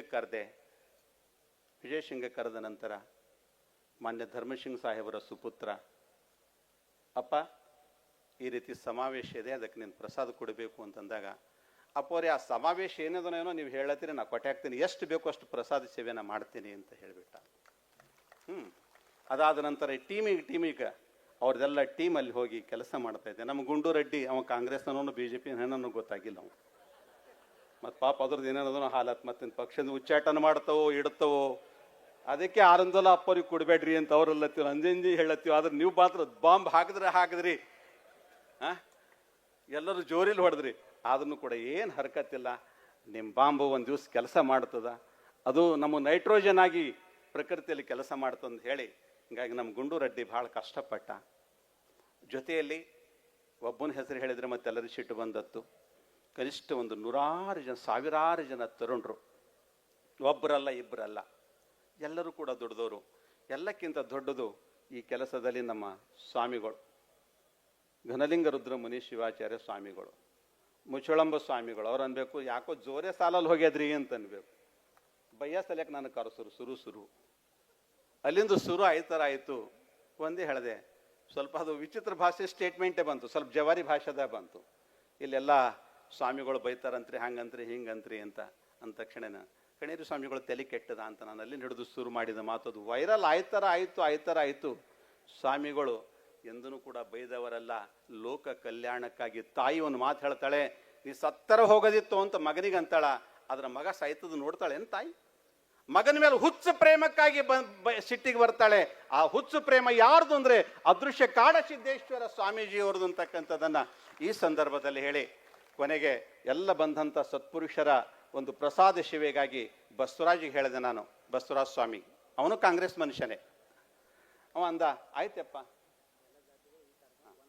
ಅದಕ್ಕೆ ಆಯ್ತಪ್ಪ ನಂದೊಂದು ಪ್ರಸಾದ ಅಂತ. ನಂತರ ನಮ್ಮ ಕುಮಾರ ಸ್ವಾಮಿಗಳು, ಕುಮಾರ ದೇವರ ಅವ್ರ ಹೆಸರು, ಕಣೇರಿ ಮಠದ ಸಾಧಕರು, ಒಳ್ಳೆ ರೀತಿಯಿಂದಾಗಿ ಮನೆ ಊರು ತಿರುಗಿ ಎಲ್ಲ ಲೀಡರ್ಸ್ಗಳ ಮಧ್ಯದಲ್ಲಿ ಹೋಗಿ, ಎಲ್ಲ ಜನಗಳ ಮಧ್ಯದಲ್ಲಿ ಹೋಗಿ ಎಲ್ಲರೂ ಸಹಕಾರ ಕೊಟ್ಟರು. BJP-ದವರು ಅಪ್ಪವ್ರ ಹೆಸರು ತೊಗೊಂಡಿಲ್ಲ ಅಂತ ಬಂತೀವಿ, ನೀವು ನಾರಾಜಾಗಿರಿ, ಕೆಳಗೆ ಕುಂತಿರ ಗೊತ್ತದ, ನನಗೆ ಫೋನ್ ಮಾಡಿರಿಯಪ್ಪ, ನಾವು ಬಂದಿದ್ದೇವೆ ನೋಡ್ರಿ, ಮತ್ತೆ ಕ್ಯಾನ್ಸಲ್ ಮತ್ತೆ ನಮಗೆ ಎಂದು ಮಾಡಿರಿ ಅಂತ. ನಿಮ್ದು ಕೂಡ ಸಹಯೋಗ ಸಿಕ್ಕಿದೆ, ಸಹಕಾರ ಸಿಗ್ತಾ ಇದೆ. ಈಟೆ ಭಾಳ ಲೇಟ್ ಮಾಡಿ ಹೊಂಟಿರಿ. ಅದಕ್ಕಾಗಿ ಲೇಟ್ ಮಾಡಿ ಬರಬೇಡ್ರಿ, ಬರ್ರಿ, ಎಲ್ಲರೂ ಸಹಕಾರ ಕೊಟ್ಟಿದ್ರಿ, ಒಳ್ಳೆಯದು. ಈ ಕಾರ್ಯಕ್ರಮ ಅಚ್ಚುಕಟ್ಟಾಗಿ ಸುಂದರವಾಗಿ ಆಗಿದೆ. ಹೆಚ್ಚಿಗೆ ಮಾತನಾಡಲಾರ್ದೇನೆ ಮೂಲ ಅನುಭವ ಮಂಟಪ ಹೋರಾಟ ಮಾಡುವಾಗನೂ ಬುದ್ಧಿ, ಆ ಅನುಭವ ಮಂಟಪದ ನನಗೇನು ಸಿಂಗಲ್ ಪೈಸೆ ಬೇಕು ಆಗಿಲ್ಲ, ಏನೂ ಇಲ್ಲ. ಆದರೆ ಒಬ್ಬ ಪ್ರತಿಷ್ಠಿತ ರಿಟೈರ್ಡ್ ಕಮಿಷನರ್ ಆಫೀಸರ್ ಅಂತ ಹೇಳ್ತಿರಲ್ಲ, ಅವ ನನ್ನನ್ನು ಈ ಸ್ವಾಮಿದು ತಲೆ ಕೆಟ್ಟಿದೆ ಅಂತ ಹೇಳೋದು. ತಲೆ ಕೆಟ್ಟವ ನಾನಲ್ಲ, ಅವನು. ಅದೇ ಒಂದು ಶಿಲಾಲೇಖವನ್ನು ಹಾಕ್ತಾನೆ. 1904 ಚಾಲುಕ್ಯರ ಸಂಪೂರ್ಣ ಶಿಲಾಲೇಖವನ್ನು ಹಾಕ್ತಾನೆ. ಅದಕ್ಕೆ ಇತಿಹಾಸ ಹೇಳ್ತಾನೆ, ಪೀರ್ ಪಾಷಾ ಬಂಗ್ಲಾ. ಇದು ಏನು ಇವತ್ತಿಗೂ ಕೂಡ ಅದರ ಇತಿಹಾಸ ಹುಡುಗಿ ಮಠದಲ್ಲಿದೆ. ಅದು ಭಂಡಾರಖಾನ ಅಂತಿದೆ, ಆಸ್ಥಾನ ಮಂಟಪ ಅಂತಿದೆ. ಇಷ್ಟೆಲ್ಲವೂ ಕೂಡ ಇದ್ದು ನಾವು ನಮ್ಮ ನಾಲ್ಗೆಯನ್ನು ಹೊರಗಡೆ ಬಿಡತಕ್ಕಂಥ ಧ್ವನಿ ನಮ್ಮ ಹತ್ತಿರ ದೇವರು ಕೊಡ್ತಾ ಇರಲಿಲ್ಲ. ಇದು ಎಂಥ ಹಿಂದೂ ಸಮಾಜದ ದುರ್ದೈವ ಅಂತಕ್ಕಂಥದ್ದನ್ನು ಹೇಳೋದಾಗಿ. ಪಾಪ ಆ ವ್ಯಕ್ತಿ ತಗೊಳ್ರಿ, ನೀವು ಇದು ತಗೊಂಡಿದ್ದಾಗಿ ನಡೆದು ನಮಗೆ ಸುಖ ಇಲ್ಲ ಅಂತ ಆ ಹಿರಿಯ ವ್ಯಕ್ತಿ ಬಂದು ಹೇಳಿದ್ದ. ಆದರೆ ಅಷ್ಟು ತಗೊಳ್ಳೋಷ್ಟು ದುಡ್ಡು ನಮ್ಮ ಹತ್ತಿರ ಇದ್ದಿಲ್ಲ. ಹೀಗಾಗಿ ಅದು ಏನೋ ಉಳಿತು. ಲೀಡರ್ಗಳಿಗೆ ಹೇಳಲಿಕ್ಕೆ ಹೋಗಿದ್ರೆ, ರಾಜಕೀಯ ಜನರಿಗೆ ಹೇಳಕ್ಕೆ ಹೋಗಿದ್ರೆ ಅದು ಏನೇನೋ ಮಾಡಿದ್ರು. ಆದರೆ ಅದಕ್ಕಿಂತ ಪೂರ್ವದಲ್ಲಿ ನಾನು ಹೇಳಿದೆ, ಇಲ್ಲಿ ಬಸವಣ್ಣನವರು ಪರುಷ ಕಟ್ಟೆ ಮೇಲೆ ಕುಂತು ಬಹಳಷ್ಟು ಬಂದಂಥ ಭಕ್ತರಿಗೆ ಪ್ರಸಾದವನ್ನು ಕೊಟ್ಟಂಥದ್ದು, ಕಷ್ಟವನ್ನು ಬಗೆಹರಿಸಿರ್ತಕ್ಕಂಥದ್ದು. 37 ಕೋಟಿ ರೂಪಾಯಿ ಹೋದ ಕರೆ 35 ಪೈಸೆ ಕೆಲಸ ಆಗಿಲ್ಲ. ಕೇವಲ ಇವತ್ತು ಹೇಗೆ ತಗಡದಾಗದ ಹಾಗೆ ಅದ. ಇಂಥವೆಲ್ಲ ನೋಡಿದ್ರೆ ಇದಕ್ಕಾಗಿ ಚಿಂತನೆ ಮಂಥನೆ. ಬಸವ ಕಲ್ಯಾಣದ ಜನ ಈ ಸಲ ನಾವು ಎಷ್ಟು ಸಲ ಕಾರ್ಯಕ್ರಮ ಮಾಡಿದ್ವಿ, ಯಾವ ಕಾರ್ಯಕ್ರಮದಾಗೂ ಕೂಡ ನಡೆದ್ರಿ ಯಾವ ತಂತಾನೆ ಅವುಗಳು ಮಾಡ್ಕೋತಾವ ಅಂತ ಅನ್ಬೇಕು, ಕೂಡ್ಬೇಕು, ದುಕಾನ್ದಾಗೆ ಕೂಡ್ಬೇಕು. ಒಂದ್ಸಲನೂ ಬಂದಿಲ್ಲ. ಆದ್ರೆ ಈ ಸಲ ಪೂರ 93 ಜಾತಿ ಜನಾಂಗದ ಎಲ್ಲ ಜನಗಳು ಎಲ್ಲಾದ್ರೂ ಇದ್ದಿದ್ರೆ ಈ ಕಾರ್ಯಕ್ರಮದಲ್ಲಿದ್ದಾರೆ. ನಮ್ಮ ಬಸವ ಕಲ್ಯಾಣಕ್ಕೆ ವಿರೋಧ ಮಾಡೋರು ನೀವ್ಯಾರು ಅಂತ ಕೇಳಿದ್ದು ಮೊಟ್ಟ ಮೊದಲನೆಯ ಕಾರ್ಯಕ್ರಮ ಯಾರ್ದು ಅಂತಂದ್ರೆ ಇದು ಬಸವ ಕಲ್ಯಾಣದ ಕಾರ್ಯಕ್ರಮ. ಬಸವ ಕಲ್ಯಾಣ ಉಳಿಸ್ಬೇಕಾಗಿದ್ರೆ ನೀವಿರಬೇಕು. ನನ್ನಂತ ಸ್ವಾಮಿ ಬರಬಹುದು, ಮಾರ್ಕೊಂಡು ಹೋಗಬಹುದು, ಆದ್ರೆ ಬಸವ ಕಲ್ಯಾಣ ಮಾತ್ರ ಉಳಿಬೇಕಾದ್ರೆ ನಿಮ್ಮಿಂದ ಮಾತ್ರ ಉಳಿತದ. ನೀವೆಲ್ಲ ಜನಾಂಗಗಳು ಒಂದಾಗಿರ್ಬೇಕಾಗ್ತದ. ದೇವಸ್ಥಾನ ಉಳಿಬೇಕಾಗಿದ್ರೆ, ಅನುಭವ ಮಂಟಪ ಉಳಿಬೇಕಾಗಿದ್ರೆ, ಪುರುಷ ಕೊಟ್ಟೆ ಉಳಿಬೇಕಾಗಿದ್ರೆ, ಇಲ್ಲಿನ ಸಂಸ್ಕೃತಿ ಉಳಿಬೇಕಾಗಿದ್ರೆ ನಿಮ್ಮ ಸಹಯೋಗಿ ಇರಲಿ ಅಂತ ಹೇಳಿ ಹೆಚ್ಚಿಗೆ ಮಾತನಾಡಲಾರ್ದೇನೆ ಎಲ್ಲ ಪೂಜ್ಯರ ಆಶೀರ್ವಾದ ಸದೈವ ಇರಲಿ. ಜೊತೆಯಲ್ಲಿ ನಾವು ಲಿಂಗಾಯತ್ ನಾವು ಇನ್ನು ಹಿಂದೂಗಳಲ್ಲ ಅಂತ ಮುಂದೆ ನೀವು ಕಂಪ್ಲೇಂಟ್ ಮಾಡೋದು ಬೇಡ. Lingayat A, Lingayat B. ನಾವು ಲಿಂಗಾಯತ್ ಬಿದಾಗ ಇದ್ದೆವು. ಲಿಂಗಾಯತ್ ಎ ಯಾರು? ಅವ್ರು ಪರ್ಮಿಷನ್ ಕೊಟ್ಟಾರು, ಕುಡಿಲಕ್ಕೆ ಬರ್ತದಂತ, ಖಂಡ ತಿಲ್ಲಕ್ಕೆ ಬರ್ತದ ಅಂತ. ಅವ್ರದ್ದೇ ಅದಲ್ಲ, ಅವರೆಲ್ಲ ಹೇಳ್ಯಾರ ಅಂಥ ಆ ಧರ್ಮ ನಿಮ್ಮ ಸಂಕಟ. ಅವಾಗ ಅಪ್ಪಗ ಜಗಳ ಆಡೋ ಮನೆ ಹೊರಗೆ ಹಾಕೋ ಅವು ನಿಮ್ಗೆ ಮಾಡ್ಕೊರಿ. ನಾವು ನಮ್ಮ ಮನೆ ಮೇಲೆ ದೇವ್ರು ಇರ್ತದ, ಜಗಲಿ ಇರ್ತದ, ಮನೆಗೊಬ್ಬ ಗುರು ಇರ್ತಾನೆ, ಗುರು ಪರಂಪರೆ ಇದೆ, ಕುಲದೈವತೆ ಇದೆ. ಇದೆಲ್ಲ ಕಡೆ ವೀರಶೈವ ಲಿಂಗಾಯತ ಪರಂಪರೆ ನಮ್ದಿದೆ. ಇಂಥ ಒಂದು ಸುಂದರ ಪರಂಪರೆ ನೀವು ನಮ್ಗೆ ಕೆಣಕ್ಲಿಕ್ಕೆ ಹೋಗಬೇಡ್ರಿ, ನಾವು ನಿಮಗೆ ಕೆಣಕ್ಲಿಕ್ಕೆ ಹೋಗಲ್ಲ. ಇನ್ನು ಮುಂದೆ ಜಗಳನೇ ಬೇಡ ಅಂತ ಹೇಳಿ ಈ ಸಂದರ್ಭದಲ್ಲಿ ಒಳ್ಳೆಯ ರೀತಿಯಿಂದಾಗಿ ಬದುಕೋಣ. ನೀವು ಬದುಕ್ರಿ. ಇನ್ನು ಮುಂದೆ ಬುದ್ಧಿ ಬಂತು, ದೇವ್ರು ಬಸವಣ್ಣ ನಿಮಗೆ ವಿಶ್ವಗುರು ಬಸವಣ್ಣ ಒಂದು ವೇಳೆ ಶಕ್ತಿ ಕೊಟ್ಟ ಅಂತಂದ್ರೆ ನಾವು ನೀವು ಕೂಡಿ ಮತ್ತೆ ಒಳ್ಳೆ ಸಮಾಜ ನಿರ್ಮಾಣ ಮಾಡೋಣ ಅಂತ ಹೇಳಿ ನನ್ನ ಶಬ್ದಕ್ಕೆ ವಿರಾಮ ಇಡ್ತೀನಿ.